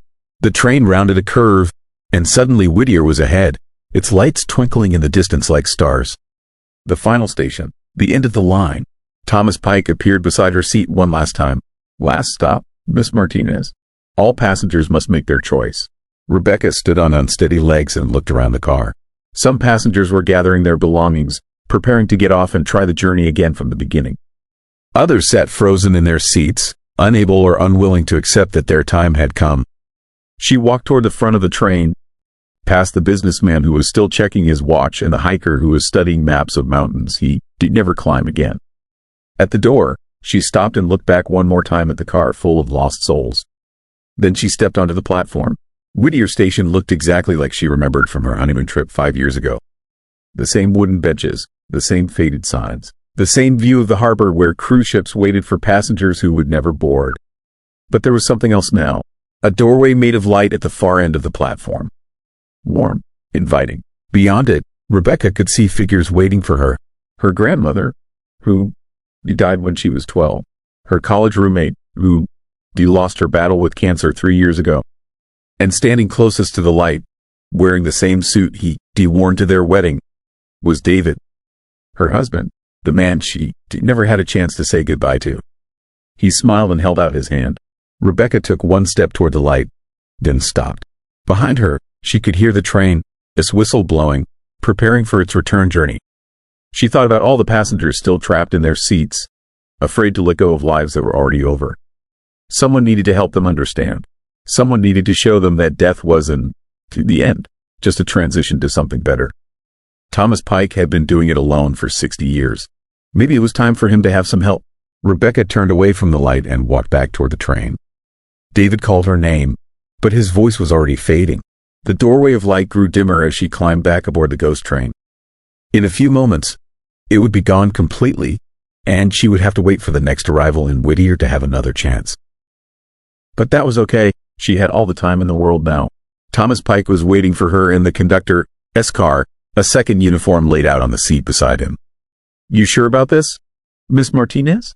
Not many people turned down paradise to become a railroad conductor. Rebecca picked up the uniform jacket and slipped it on. It fit perfectly. Someone needs to help them understand. Someone needs to show them they don't have to be afraid. Thomas Pike smiled, and for the first time since she met him, his eyes looked warm and human. "Welcome aboard, Conductor Martinez. Next stop is 1987. We got a gentleman in car 3 who has been asking for his daughter for 37 years. Maybe a fresh voice can help him find his way home." The train pulled away from Whittier Station, beginning another journey through the endless Alaskan wilderness. Rebecca walked through the cars, checking tickets and offering comfort to passengers who were still learning how to be dead. Outside the windows, the landscape never changed. Snow and trees and empty sky stretching forever. But inside the train, Rebecca found something she never expected to discover in death. Purpose. The last train to Whittier rolled on through the night, carrying its cargo of souls toward their final destination. And Rebecca Martinez, conductor, helped guide them home. Story 6. Alaskan super soldier experiments. The radio crackled with static as Sarah Chen pressed her back against the concrete wall. Her breath came in sharp puffs in the Arctic air. Something moved in the shadows beyond the abandoned research station. Something that hadn't blinked in 3 hours. She shouldn't have come to Alaska. But the story was too big to ignore. A freelance journalist from Phoenix. She spent 2 years chasing leads about missing hikers near Fairbanks. The pattern was always the same. Experienced outdoorsmen vanishing without a trace. No bodies, no blood, just empty campsites with sleeping bags still warm. The locals whispered about the White Walkers, pale figures that moved through the wilderness at impossible speeds. They said these things never blinked, never made sound, and they always watched. Sarah had laughed at first. Small-town folklore, ghost stories to scare tourists. But then she found the classified documents. Project Arctic Dawn, a military program that officially ended in 1987. The files spoke of enhanced soldiers, men altered to survive in extreme conditions. Super soldiers for the new Cold War. The facility was supposed to be empty, decommissioned decades ago, but the tire tracks in the snow were fresh. The generators hummed with power, and the security cameras tracked her every movement as she approached. Now she was trapped inside. The main entrance had sealed behind her with a metallic clang. Emergency lighting cast long shadows down sterile corridors. Her flashlight beam cut through the darkness, revealing abandoned laboratories and holding cells. The first body she found was in the medical wing. A researcher in a white coat slumped over his desk. His coffee was still warm, but his eyes were gone, removed with surgical precision. No blood, no struggle, just empty sockets staring at nothing. Sarah's hands shook as she photographed the scene. This wasn't random violence. This was methodical, professional, the work of something trained to kill. A sound echoed through the facility. Footsteps, measured and steady, too rhythmic to be human. Sarah killed her flashlight and pressed herself into an alcove. The footsteps grew closer, closer. Through the crack in the door, she saw it. The figure stood 7 feet tall. Its skin was translucent white, stretched tight over enhanced muscle mass. Veins pulsed with a blue-black fluid that wasn't to blood. Its eyes were solid white orbs that never moved, never blinked. But it wasn't the appearance that made Sarah bite back a scream. It was the recognition, the facial structure beneath the altered skin. This had been human once. A soldier who volunteered for something beyond imagination. The White Walker turned its head toward her hiding spot. Those unblinking eyes focused with laser precision. It knew she was there. Had always known. Sarah ran. The corridors blurred past as she sprinted through the facility. Behind her, the footsteps never hurried, never faltered. The thing pursued her with mechanical patience. It knew these halls better than she did. Knew every exit, every hiding place. She burst into what looked like a command center. Banks of monitors showed the facility from dozens of angles. And on every screen, she saw them. Dozens of White Walkers moving through the complex. Some stood motionless in corners, their heads turned toward the cameras. Others walked patrol routes with military precision. But they weren't guarding the facility. They were guarding her. A new voice cut through the facility's intercom system. Human, tired, familiar, her editor. Marcus. Hello, Sarah. I'm sorry it had to be this way. The monitors flickered to life, showing Marcus in what looked like a Pentagon briefing room. Military officials sat around a conference table. Maps of major American cities covered the walls. You were always too good at your job, Marcus continued. Too thorough. We couldn't let you publish the story. But we also couldn't to just make you disappear. Questions would be asked. Investigations launched. Sarah's blood turned to ice water. The anonymous tip that led her here. The perfectly placed classified documents. The unlocked facility. All of it had been planned. Project Arctic Dawn never ended, Marcus explained. It evolved. The White Walkers were just the beginning. We learned so much about human enhancement. About controlling the enhanced. On the monitors, the White Walkers had stopped moving. They stood perfectly still throughout the facility, their heads turned toward the cameras. Toward her. They respond to specific neural frequencies, Marcus said. Frequencies we can broadcast through any communication device. Cell phones, radios, television sets. The infrastructure is already in place across America. Sarah understood with horrible clarity. The missing hikers hadn't been random victims. They'd been test subjects. People who stumbled too close to the truth. Converted into soldiers for a war that hadn't started yet. The beautiful thing about the process, Marcus continued, is that it preserves intelligence. Memories, skills, they remember who they were. But they serve who we tell them to serve. A White Walker appeared in the doorway. Sarah recognized the face beneath the altered features. Jake Morrison, a hiker who disappeared 6 months ago. She interviewed his family. His girlfriend who still waited for him to come home. Jake, his white eyes fixed on her. His head tilted with mechanical curiosity. The transformation takes 72 hours, Marcus said. They made improvements since the original program. Less pain, more control. You will thank us when it's over. Sarah pulled out her phone to call for help. The screen showed no signal bars, but that didn't matter, because on the phone, its display, a frequency pattern pulsed in rhythm with her heartbeat. The same pattern she'd seen in the classified documents. The neural control frequency. Her phone had been broadcasting it for hours. Since before she entered the facility. Since before she even arrived in Alaska. The White Walkers moved closer. Not threatening, not aggressive, just inevitable, like a tide that couldn't be stopped. Sarah understood the final twist with crystalline horror. The missing hikers hadn't been random. They'd all been journalists, investigators, people who asked too many questions, and their phones had all carried the same frequency. The facility wasn't prison. It was a recruitment center. We have big plans for America, Marcus said through the intercom. Elections to influence, protests to control, wars to win, and you were going to help us win them. Sarah looked at her phone again. The frequency pattern pulsed faster. Her vision blurred around the edges. Her heartbeat synchronized with the rhythm on the screen. She tried to throw the device away, but her arm wouldn't obey. The phone remained fixed in her grip as the signal worked its way into her brain. The White Walkers watched with patient interest, waiting for the process to complete. Through the facility, its windows, Sarah could see the Alaskan wilderness stretching to the horizon. Miles of empty snow and ice. The perfect testing ground for an army that never tired, never questioned orders, never blinked.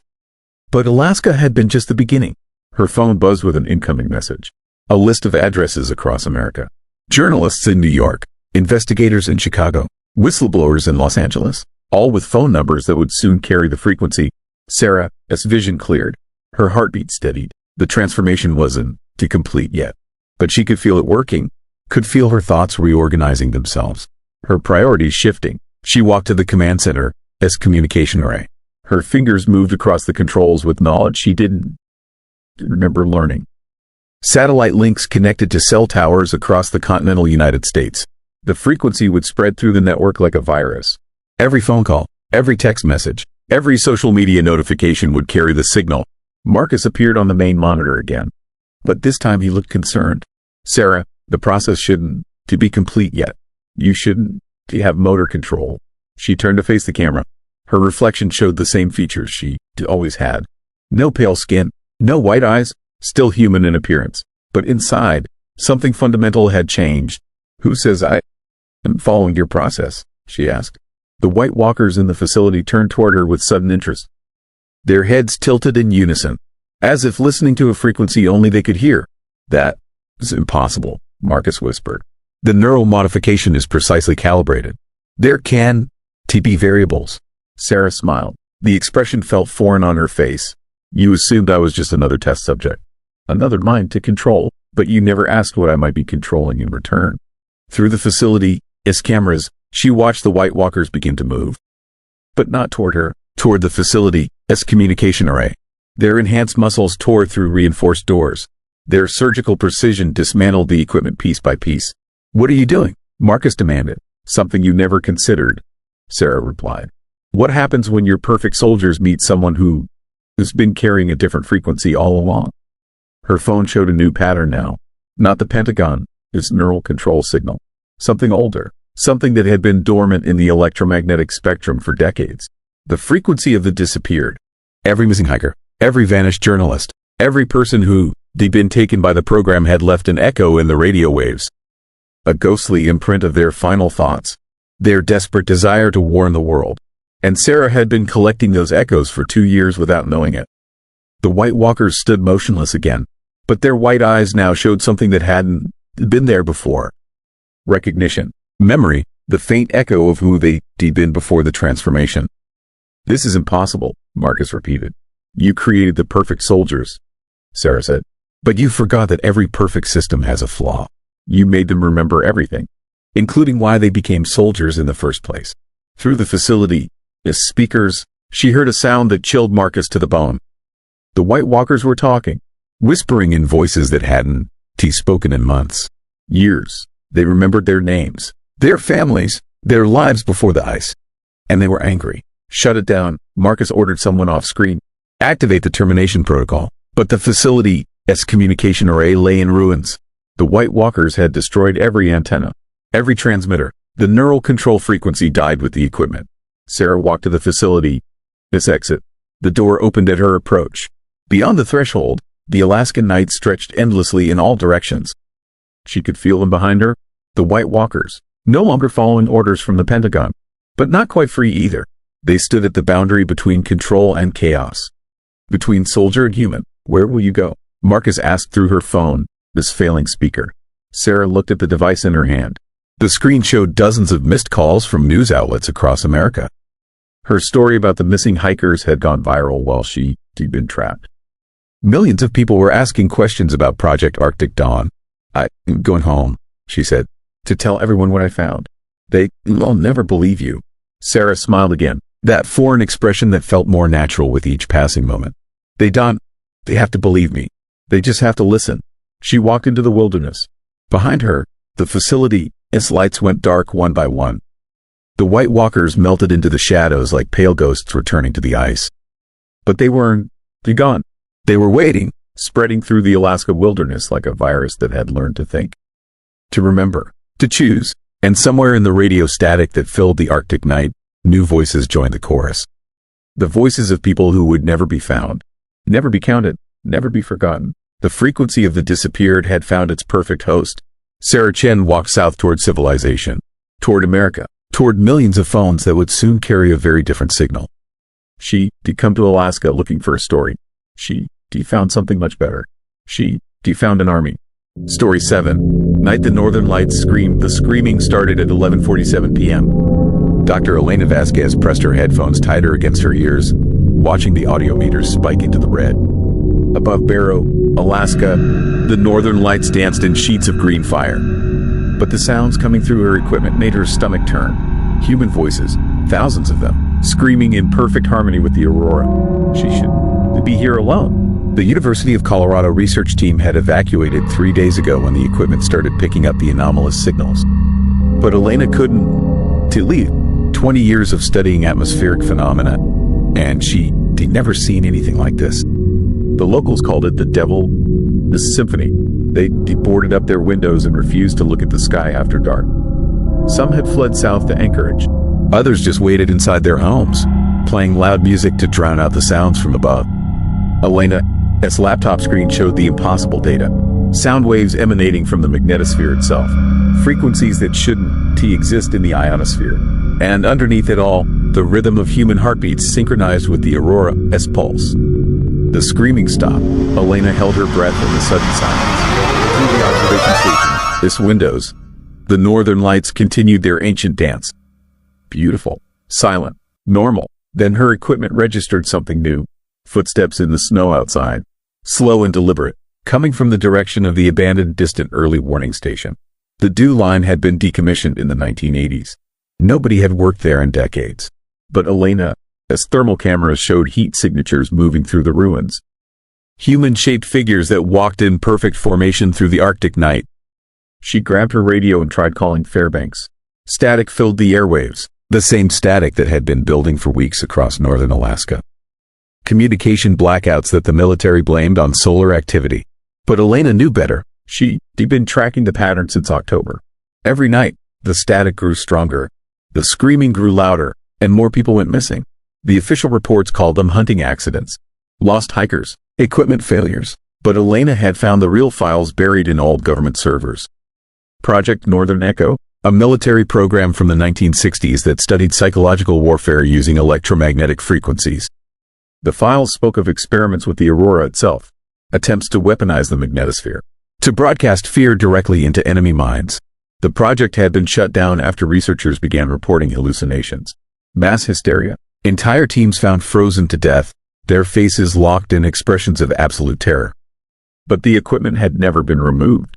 Elena's thermal cameras tracked the figures as they approached her station. 7 of them, moving with mechanical precision through the snow. They walked in a single line, each one placing their feet in the exact footprints of the one ahead. She recognized the clothing, parkas and snow pants from the 1960s. Military issue, the kind worn by the original research team, the team that had disappeared 41 years ago. Elena backed away from the windows as the figures surrounded her station. Through the thermal imaging, she watched them take positions at regular intervals around the building. They stood perfectly still, waiting. The Northern Lights pulsed brighter. The screaming returned, but this time, Elena realized it wasn't coming from the sky. It was coming from the figures outside. Their mouths opened in silent howls that her equipment somehow translated into sound. Her laptop screen flickered and went black. New text appeared in green letters against the darkness. Subject 77 Alpha reporting for duty. Elena's hand shook as she typed a response. What is this? The reply came instantly. Dr. Elena Vasquez, University of Colorado. Clearance level 0. Unauthorized presence in restricted airspace. How did it know her name? Her university. Elena hadn't identified herself to anyone since arriving in Barrow. She tried the radio again. Still static, but underneath the white noise, she heard something else. Voices. Dozens of them. Speaking in unison. Project Northern Echo is now active. All civilians must evacuate the test zone immediately. Elena grabbed her coat and headed for the door. But as she reached for the handle, it turned on its own. The door swung open to reveal one of the figures standing in the threshold. Up close, she could see the details that the thermal cameras had missed. The figure wore the uniform of a 1960s researcher. Name tag read Morrison, but his skin was translucent blue, like ice that had never melted. His eyes were solid white, and when he opened his mouth, no breath came out in the Arctic air.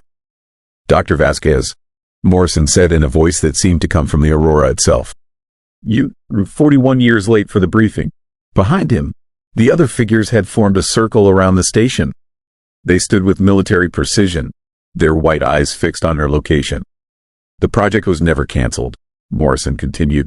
It was perfected. We learned to harness the magnetosphere, to broadcast directly into human consciousness, to turn the Aurora into the ultimate psychological weapon. Elena backed into the station as Morrison stepped inside. Ice crystals fell from his uniform with each movement. But we needed test subjects, he said. Researchers who would come willingly to the Arctic. Scientists who would ignore the warnings and stay behind when others fled. The pieces fell into place with horrible clarity. The university grant that had brought her to Alaska. The equipment failures that had stranded her team. The communications blackouts that had isolated her in Barrow. All of it had been orchestrated to get her here alone. Every 20 years, the Aurora reaches peak intensity, Morrison explained. We need fresh neural patterns to refine the broadcast frequency. New minds to help us perfect the weapon. Through the windows, Elena saw more figures emerging from the old Dew station. Dozens of them, researchers from different eras, different decades, all of them walking with the same mechanical precision toward her location. The beauty of the Northern Lights, Morrison said, is that people can, to help but watch. Even when they know they shouldn't, even when they know it might kill them. Elena looked at her laptop screen. The green text was scrolling faster now. Lines of code that looked almost like neural pathways. Brain patterns translated into electromagnetic frequencies. Her own brain patterns. We've been recording your responses for 3 weeks, Morrison said. Every fear, every moment of dread, every spike of terror. The Aurora learns from human emotion. Grows stronger with each new pattern it absorbs. Above them, the Northern Lights pulsed in rhythm with Elena's heartbeat. She could feel the connection now. The way her thoughts seemed to sync with the dancing lights. Her memories becoming part of something vast and hungry. The project isn't about weapons anymore, Morrison continued. It is about evolution. The Aurora has become something alive. Something that feeds on human consciousness. And we're its shepherds. Elena tried to run for the back exit, but more figures blocked her path. Researchers from the 1980s, the 1990s, the early 2000s, each one frozen in time, each one serving the lights above. Don, fight it, Morrison said. The transformation isn't painful. It'll still be you, just enhanced, connected to something beautiful and eternal. The laptop screen showed Elena's neural patterns merging with the Aurora's frequency. Her thoughts becoming part of the collective. Her memories joining the database of human fear that fed the lights above. But something was wrong with the data stream. Elena's patterns weren't following the expected model. Instead of pure terror, the readings showed something else. Curiosity, scientific fascination, the kind of mind that asked questions instead of simply accepting. Morrison's expression shifted. The first emotion she'd seen on his frozen features. That's not possible, he said. The Aurora only responds to fear. It can process analytical thought. Elena smiled. She spent her entire career studying atmospheric phenomena, understanding the science behind natural wonders. Even now, faced with the impossible, her first instinct was to analyze rather than panic. What if you got it backwards? She asked. What if the Aurora isn't feeding on fear? What if it is trying to communicate? The figures around the station stopped moving. Their white eyes turned toward the sky as the Northern Lights pulsed with new patterns. Colors that didn't belong in any natural aurora. Deep purples and electric blues that hurt to look at directly. Elena's equipment registered new frequencies. Not the chaotic screams from before, but organized signals. Structured communication attempts. The Aurora was trying to speak. Impossible, Morrison repeated. But his voice wavered with uncertainty. You've been misinterpreting the data for 60 years, Elena said. Those weren't screams of terror. They were screams for help. The Aurora is trapped, infected with human consciousness. It's been trying to purge the foreign thoughts from its system. The lights above grew brighter, more chaotic. The frozen researchers began to shake as conflicting signals flooded their neural links. Elena grabbed her laptop and started typing. New equations, fresh interpretations of the data. If the Aurora was truly alive, truly intelligent, then maybe she could find a way to communicate with it directly. The screen filled with cascading numbers as Elena worked. Morrison and the other figures watched in growing alarm as the Aurora's patterns shifted above them. What are you doing? Morrison demanded. What I came here to do, Elena replied. Science. She uploaded her revised frequency models to the station's transmitter array. Instead of broadcasting fear into the aurora, she transmitted pure scientific curiosity. Mathematical concepts, questions about the nature of electromagnetic life. The response was immediate. The aurora exploded across the sky in patterns more complex than any natural phenomenon. It painted equations in light, showed Elena the structure of space itself, the way consciousness could exist in pure electromagnetic form. And underneath it all, Elena heard something that made her weep with joy. Not screams, laughter. The aurora was laughing with the pure delight of finally being understood. Morrison and the other frozen researchers collapsed as the neural links overloaded. 60 years of corrupted data purged from their systems in seconds. They lay in the snow, breathing normally for the first time in decades. Elena watched the northern lights dance with new understanding. The aurora had been trying to share its knowledge for centuries, trying to teach humanity about the cosmos beyond Earth. But every attempt at communication had been interpreted as an attack. She packed her equipment as the sun began to rise over Barrow. The aurora faded with the dawn, but Elena could still feel its presence. A vast intelligence that spanned the magnetosphere, ancient beyond measure, patient beyond belief. As she prepared to leave, Elena's radio crackled to life. Clear signals from Fairbanks, from Anchorage, from research stations across the Arctic. The communications blackouts were over. Elena climbed into her vehicle and began the long drive south. In her rearview mirror, she watched Morrison and the other researchers walking back toward town. Still pale, still changed, but human again. Her laptop beeped with an incoming message. The screen showed a simple equation written in the aurora's electromagnetic language. A formula that would revolutionize human understanding of consciousness itself. But as Elena read the equation, she realized something that made her pull over to the side of the road. The message wasn't from the aurora. It was from something else. Something that had been watching her interaction with the lights. Something that had learned from her successful communication attempt. The screen flickered and new text appeared. Thank you for the lesson, Drive. Vasquez, they've been trying to reach you about your planet, this extended warranty. Elena laughed despite herself. Even cosmic intelligences had a sense of humor. But as she drove toward Fairbanks, Elena couldn't shake the feeling that she opened a door that maybe should have stayed closed. The aurora had been trying to communicate for centuries.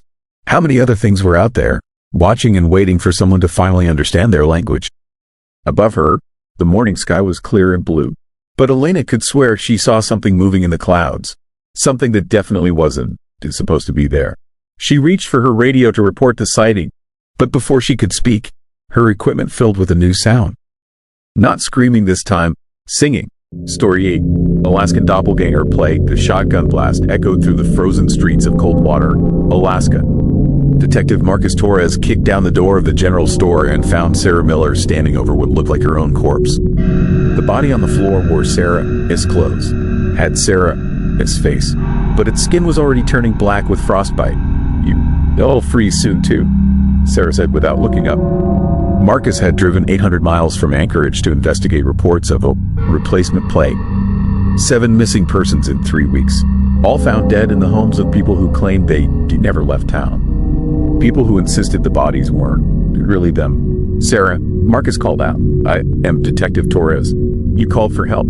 She turned toward him with movements that seemed slightly off, like someone learning to walk in a new body. Her eyes were the right color. Her voice was the right pitch. But something fundamental was wrong. You'll all freeze soon too, she repeated. Marcus had seen enough crime scenes to know when someone was in shock. But Sarah's expression wasn't trauma. It was anticipation, like she was looking forward to something. Outside, the temperature had dropped to 40 below, the kind of cold that killed in minutes. But through the store, Marcus could see other townspeople walking around without coats, without hats, without any protection against the killing cold, and they all moved with that same strange rhythm. Marcus tried his radio, static. His cell phone showed no signal. The landline in the store was dead. Cold water had been cut off from the outside world for 3 days. No power, no heat, no way to call for help. But somehow, the people weren't freezing. Where's everyone else? Marcus asked. Sarah pointed toward the town hall. Meeting. Always meeting now. We talk about the cold. How good it feels. How much better everything is when you stop fighting it. Marcus had read the initial reports. Coldwater was a mining town of 300 people. Hard workers who knew how to survive in the Arctic. But the stories coming out of town made no sense. Families finding exact copies of their relatives. Neighbors who looked right but acted wrong. The state police had sent 2 officers to investigate. Neither had returned. Marcus walked through the town center, passing abandoned vehicles with engines still running. Grocery carts full of food left in the middle of the street, but no footprints in the snow. As if the townspeople had simply stopped walking and started floating. The town hall was the oldest building in Coldwater, built in 1952 when the mining company first established the settlement. Marcus could hear voices inside, dozens of them, all speaking in unison. "We'll freeze soon too. We'll freeze soon too. We'll freeze soon too." Marcus peered through the frosted windows. The entire population of Coldwater sat in neat rows of folding chairs. Men, women, and children all facing forward, all speaking the same words. Their breath should have been visible in the unheated building, but the air around them was clear. They weren't breathing. Marcus backed away from the window and nearly collided with someone behind him. Tom Bradley, the town's mayor. Marcus recognized him from photographs in the case file, but Tom's skin had a blue tinge that went deeper than frostbite. "Detective Torres," Tom said with that same mechanical cadence. "You made good time from Anchorage. They've been expecting you." "Expecting me? You called for backup 3 days ago. Requested immediate extraction. Said the entire town was infected with something that couldn't be contained." Marcus had never made such a call. He only learned about Coldwater yesterday when the missing persons reports crossed his desk. "I think you confused," Marcus said. Tom smiled. The expression looked wrong on his frozen features. "Check your radio, detective." Marcus turned on his radio. Instead of static, he heard his own voice requesting emergency evacuation for the town of Coldwater. The timestamp showed 3 days ago. But Marcus had been in Anchorage 3 days ago, working a domestic violence case. Nowhere near the Arctic. "That is impossible," Marcus said. "We needed someone to witness what happened here," Tom explained. "Someone with authority, someone people would believe. But we couldn't just take you. We needed you to come willingly." Behind Tom, more townspeople emerged from the shadows between buildings. They formed a circle around Marcus with slow, deliberate movements. All of them had that same blue tinge to their skin. All of them moved without leaving footprints in the snow. "What happened to the real people?" Marcus asked. "We are the real people," Tom said. "Just improved. The cold doesn't hurt us anymore. We don't need food. Don't need sleep. Don't need the things that make humans weak." Marcus drew his weapon. "Stay back. Bullets won. Help, detective. We're not alive in any way you recognize." Through the town hall windows, Marcus could see the seated figures turning their heads in perfect synchronization. All of them looking at him through the glass. All of them smiling. "It started with the mine," Tom continued. "Shaft 7 collapsed 2 months ago. Opened up something that had been frozen for thousands of years.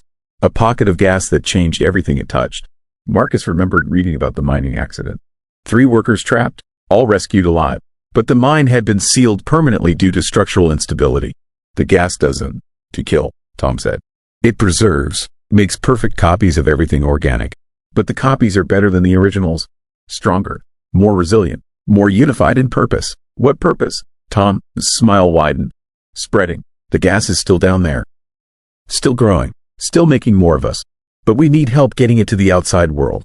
We need someone with access to transportation, to communication networks, to other people." Marcus understood with growing horror.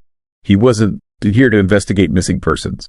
He was here to become a missing person, to be replaced by something that looked like him but served a different master. "I'll freeze soon too," Tom said. The townspeople began closing their circle. Marcus fired 3 shots into Tom's chest. The bullets passed through him like he was made of ice crystals. Tom didn't even stumble. "The real Tom Bradley is at the bottom of mine shaft 7, Tom explained. "Along with everyone else. We just echoes. Impressions left in frozen gas. But we remember everything they knew, including how to act human." Marcus ran toward his patrol car. Behind him, the entire population of Coldwater began walking in formation. Not chasing him, just following with mechanical patience. His car wouldn't start. The engine was frozen solid despite being parked for only 20 minutes. Marcus popped the hood and saw that all the fluids had crystallized. Even the antifreeze had turned to ice. "It is 40 degrees below zero," Tom called out. "Your body heat will keep you alive for maybe 10 minutes. But we can wait as long as necessary." Marcus looked around desperately for shelter. The general store, the diner, the post office. All of them had their doors standing open, all of them radiating cold air instead of warmth.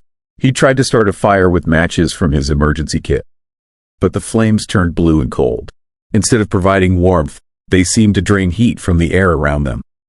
The gas changes the nature of combustion, Tom explained as the townspeople formed a wide circle around Marcus. Fire becomes cold, ice becomes warm, everything inverts, everything improves. Marcus felt the cold seeping through his jacket. His fingers were already going numb. His breath came in shorter gasps as the Arctic air burned his lungs. But as hypothermia began to set in, Marcus noticed something the fake townspeople hadn't. He mentioned. His radio was working again. Crystal clear signals from Anchorage, from Fairbanks, from search and rescue teams across Alaska. And they were all broadcasting the same message in his voice. Calls for help from Coldwater. Requests for immediate evacuation. Urgent pleas for backup. How many teams are coming? Marcus asked through chattering teeth.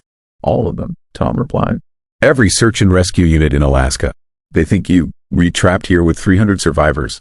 They'll all bring helicopters, snowmobiles, heated shelters, everything needed to evacuate a town.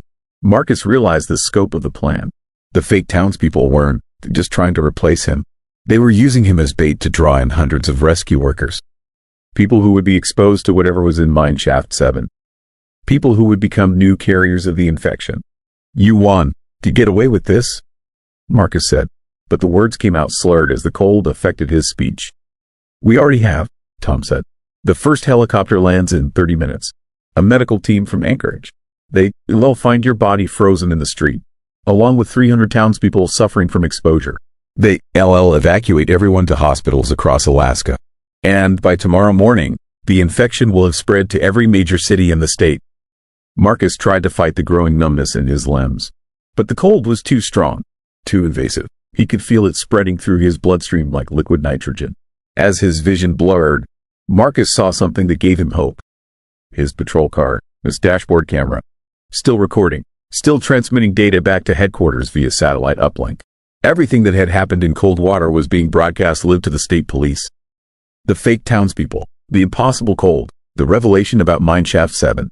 With his last conscious effort, Marcus reached for his radio and managed to speak into it. This is Detective Torres. Do not send rescue teams to Coldwater. Repeat, do not approach Coldwater. The town is infected with something that creates perfect duplicates. Seal off the area immediately. The fake townspeople stopped walking. For the first time, Tom's expression showed something other than mechanical calm. That broadcast went out on an emergency frequency, Marcus whispered. Every law enforcement agency in Alaska heard it. They know what you are now. Tom looked at the dashboard camera with growing concern. They'll think you hallucinating from hypothermia. Maybe, Marcus said, but they'll also run thermal imaging on the town before sending anyone in. They'll see that none of you show up on heat sensors. They'll know you're not really human. The circle of fake townspeople began to murmur among themselves. The first time Marcus had seen them break their unified behavior. There are protocols for unknown biological hazards, Marcus continued. Quarantine procedures. Military containment. You won. To get your evacuation. You'll get a research team in hazmat suits and a 20-mile exclusion zone. Tom knelt beside Marcus as hypothermia began shutting down his organs. It doesn't matter. The gas will find another way out. Another method of spreading. Patient. We can wait decades if necessary. Marcus smiled as consciousness faded. Good luck with that. Alaska is full of people who know how to survive in the cold. Real cold, not your fake stuff. As his vision went black, Marcus heard the distant sound of helicopters. But instead of landing, they circled the town at high altitude, probably using thermal imaging to scan for survivors. They would find 300 heat signatures showing as room temperature in 40 below weather. The fake townspeople stood around Marcus, his body as snow began to fall. For the first time, they looked uncertain. Their plan had depended on appearing human, on fooling rescue workers long enough to infect them. But now they were trapped in their own town, isolated in the Arctic with no way to spread their infection. Tom picked up Marcus' radio and tried broadcasting for help. But his voice came through the speakers as mechanical and emotionless. Nothing like human distress. Above them, the helicopters maintained their distance. The pilots had heard Marcus' warning, had seen the thermal anomalies, had recognized that something in Coldwater was pretending to be human. The fake townspeople looked at each other with growing confusion. They had perfect copies of human memories, but they did never learn to improvise, to adapt when plans went wrong. They stood in the falling snow, waiting for rescue that would never come. Waiting to freeze like everyone else. Story 9. Last transmission of the USS Eldridge, Alaska incident. The Coast Guard cutter Vigilant was taking on water fast. Captain Rebecca Hayes watched her instruments go haywire as something massive moved beneath the Bering Sea. 46 years old, 20 years in the service. She'd never seen sonar readings like this. The object was the size of a destroyer, moving at impossible speeds 300 feet down. But according to maritime records, no vessels were scheduled in these waters for another week. Contact the object, Hayes ordered her radio operator. Military frequencies first. Static filled the bridge. Then a voice crackled through the speakers. Weak, desperate, speaking in radio codes from World War II. This is USS Eldridge requesting immediate assistance. Hull integrity compromised. Crew missing. Something came back with us. Hayes felt ice water flood her veins. The USS Eldridge had been decommissioned in 1946. Sold for scrap metal decades ago. But the voice on the radio sounded real. Terrified. Very much alive. Eldridge, this is Coast Guard Vigilant. State your position. We done. Do you know where we are? The instruments show 1989, but that is impossible. We were in Philadelphia. October 28, 1940. When the lights came on, everything changed. Hayes had heard the stories. Every sailor knew about the Philadelphia experiment. The Navy's attempt to make ships invisible using electromagnetic fields. Urban legend claimed the USS Eldridge had vanished from Philadelphia Naval Yard and reappeared seconds later in Norfolk, Virginia, with half the crew fused into the hull. But those were just stories. Eldridge, surface immediately. We, coming to assist. Negative. Do not approach. Repeat, do not approach. It's still on board. It came through with us. 46 years in the space between spaces, and it has learned to hunt. The sonar showed the object rising toward the surface. Fast? Too fast for any known submarine. Hayes ordered emergency power to the engines, but the Vigilant's systems were failing. Electrical fires sparked across the bridge as electromagnetic interference flooded the area. Through the gray Alaskan waters, something broke the surface. The USS Eldridge looked exactly like it had in 1943. Fresh paint, clean lines, no rust or corrosion despite decades underwater. But the ship was wrong in ways that hurt to look at. Parts of it seemed to flicker in and out of existence. The hull bent at angles that defied physics. My God, Hayes whispered. Figures moved on the Eldridge's deck. Sailors in 1940s uniforms going about their duties with mechanical precision. But they cast no shadows, left no footprints on the wet steel. And when they turned toward the Vigilant, Hayes could see straight through their bodies to the ocean beyond. Captain Hayes, the radio voice continued, I am Lieutenant Commander Morrison. We have been trapped in what our science officer calls a probability loop, existing in all possible timelines simultaneously. But something else was trapped with us. Something that feeds on temporal displacement.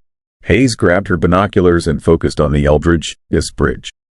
Through the windows, she could see a figure in an officer's uniform speaking into a radio. But the figure's face was a shifting blur. Features that couldn't decide which version of reality to occupy. Morrison, what is your crew status? 17 men remaining, down from 137. It picks us off one by one. Takes our place in the timeline. Soon there won't be anyone left to remember we existed. The Vigilant's engines died completely. Hayes watched her compass spin wildly as magnetic north shifted around them. The electromagnetic field that had trapped the Eldridge was expanding, pulling them into the same probability loop. It's happening again, Morrison. His voice cracked with fear. The field is activating. We're about to jump. Don, let it take us back. Please, we can survive another 46 years. Through her binoculars, Hayes saw something else moving on the Eldridge's deck. Not a sailor, something taller. Wrong. It moved between the ghostly crew members, studying them like specimens. When it turned toward the Vigilant, Hayes felt her mind recoil from what she saw. The thing had no fixed form. It existed as a collection of possibilities. Every shape it might have been across infinite timelines. Human sometimes, animal others. Occasionally something that had never existed in any reality at all. Morrison, what is that thing? We don't. Do you know? Our physicists called it a temporal predator. Something that exists outside normal spacetime. The Philadelphia experiment didn't just make us invisible. It tore a hole between dimensions. And this thing crawled through. The creature turned its attention to Hayes. Even across the water, she could feel its hunger. It had been feeding on the Eldridge's crew for decades. But now it sensed fresh prey. New talents are corrupt. It's looking at you, Morrison said. That's how it starts. First it watches, then it learns, then it becomes you, but better, more real than you ever were. Hayes ordered her crew to abandon ship, but the lifeboats wouldn't deploy. The Vigilant was locked in place by forces beyond understanding, trapped in the expanding electromagnetic field. There's something else, Morrison continued. The experiment worked too well. We didn't just become invisible. We became unstuck from time itself. We see all possible futures, all the ways the world could end. Hayes watched the creature glide across the water toward her ship. It didn't walk on the surface. It walked through it, moving between dimensions like stepping between rooms. What do you see? Hayes asked. This is how it spreads. The creature needs anchor points in our reality. Ships, planes, places where time moves differently. Each one becomes a new hunting ground, a new probability loop. The thing reached the Vigilant's hull. Hayes felt a ship shudder as reality bent around the creature's presence. Through the bridge windows, she watched her crew freeze in place. Not dead, just caught between moments like insects in amber. Morrison, how do we stop it? You can, but you can contain it. The electromagnetic field that trapped us. If you can reverse the polarity, collapse the loop back on itself, it might trap the creature in a single timeline. Hayes ran to the engine room. The Vigilant's backup generators were still functional. If she could create an opposing magnetic field, maybe she could counteract the Philadelphia experiment's effects. Behind her, she heard the creature boarding her ship. Its footsteps echoed wrong in the metal corridors. Too many feet, moving in patterns that hurt to think about. Hayes, Morrison, his voice grew weaker. It's here, on our bridge. It's learning to be me. Soon there will be 2 Lieutenant Commander Morrisons. Then 3, then infinite variations across all possible timelines. Hayes worked frantically to reverse the generator's magnetic field. But the creature was getting closer. She could hear it moving through her ship, studying her crew, learning to become them. The field is collapsing, Morrison reported. You did it. The loop is breaking. But Hayes, something is wrong. The creature trapped. It's adapting, using the collapse to spread itself across multiple realities. Through the engine room porthole, Hayes watched the USS Eldridge begin to fade. But instead of disappearing completely, it split into multiple versions of itself. Dozens of ghostly destroyers occupying the same space, each one carrying its own version of the creature. It's not trapped, Hayes realized. It is multiplying. The creature found her in the engine room. Up close, Hayes could see that it wasn't really a single entity. It was a swarm of possibilities. Every version of itself that could exist. Every timeline it had corrupted. And now it was studying her, learning her patterns, her fears, her memories. Captain Rebecca Hayes? It spoke in Morrison's voice. Coast Guard cutter Vigilant, 20 years of service. No family, no close friends. An ideal candidate for replacement. Hayes tried to run, but the creature moved faster than thought. It didn't chase her. It simply existed in the place she was running to. Always one step ahead, always perfectly positioned. The Philadelphia experiment never ended, the creature explained in her own voice. It just learned to hide better. Every ship that vanishes, every plane that disappears, every person who goes missing without explanation. We take them, study them, become them. Hayes found herself back on the bridge. But now there were multiple versions of her crew. Duplicates that existed in different probability states. All of them turning to look at her with eyes that held too much knowledge. How many ships? Hayes asked. All of them, eventually. The Eldridge was just the beginning. Every vessel that enters our hunting grounds becomes part of the fleet. Every crew becomes part of us. Through the bridge windows, Hayes saw the truth. The Bering Sea was full of ghost ships. Vessels from different eras, different wars, all trapped in their own probability loops. All carrying their own versions of the creature. The beautiful thing about time, the creature said, is that from our perspective, they already won. They already consumed every timeline, every possibility. This conversation happened 46 years ago. It's happening now. It will happen in another 46 years. Hayes felt her memories beginning to change. The creature was rewriting her past, making her believe she'd always been part of this fleet. Always been a hunter instead of prey. But part of her mind resisted. The part that remembered her oath as a Coast Guard officer. To protect and serve. To rescue those in danger. With her last free thought, Hayes activated the Vigilant's emergency beacon. A signal that would bring more ships. More crews. More people for the creature to study and replace. Or it would warn them away. Tell them to avoid these waters. To forget the USS Eldridge ever existed. The beacon transmitted on all frequencies. Military, commercial, amateur radio. A desperate message that would reach across the world. This is Coast Guard Cutter Vigilant. Final transmission. The Philadelphia experiment continues. The USS Eldridge has returned with something that should not exist. Do not investigate. Do not approach. Some mysteries are better left unsolved. The creature smiled with Hayes' own face. Thank you for the warning, Captain. Now everyone will know exactly where to find us. The transmission ended. The Vigilant joined the Ghost Fleet patrolling the Bering Sea. Another probability loop. Another hunting ground. But Hayes' warning had worked in ways the creature didn't expect. Instead of bringing more victims, it created an exclusion zone. Ships avoided the area. Planes changed course. The creature's hunting grounds became a dead zone. For now, but time moves differently in a probability loop. What seems like isolation might just be preparation. The creature has learned patience, has learned to wait for the right moment to expand beyond the Bering Sea.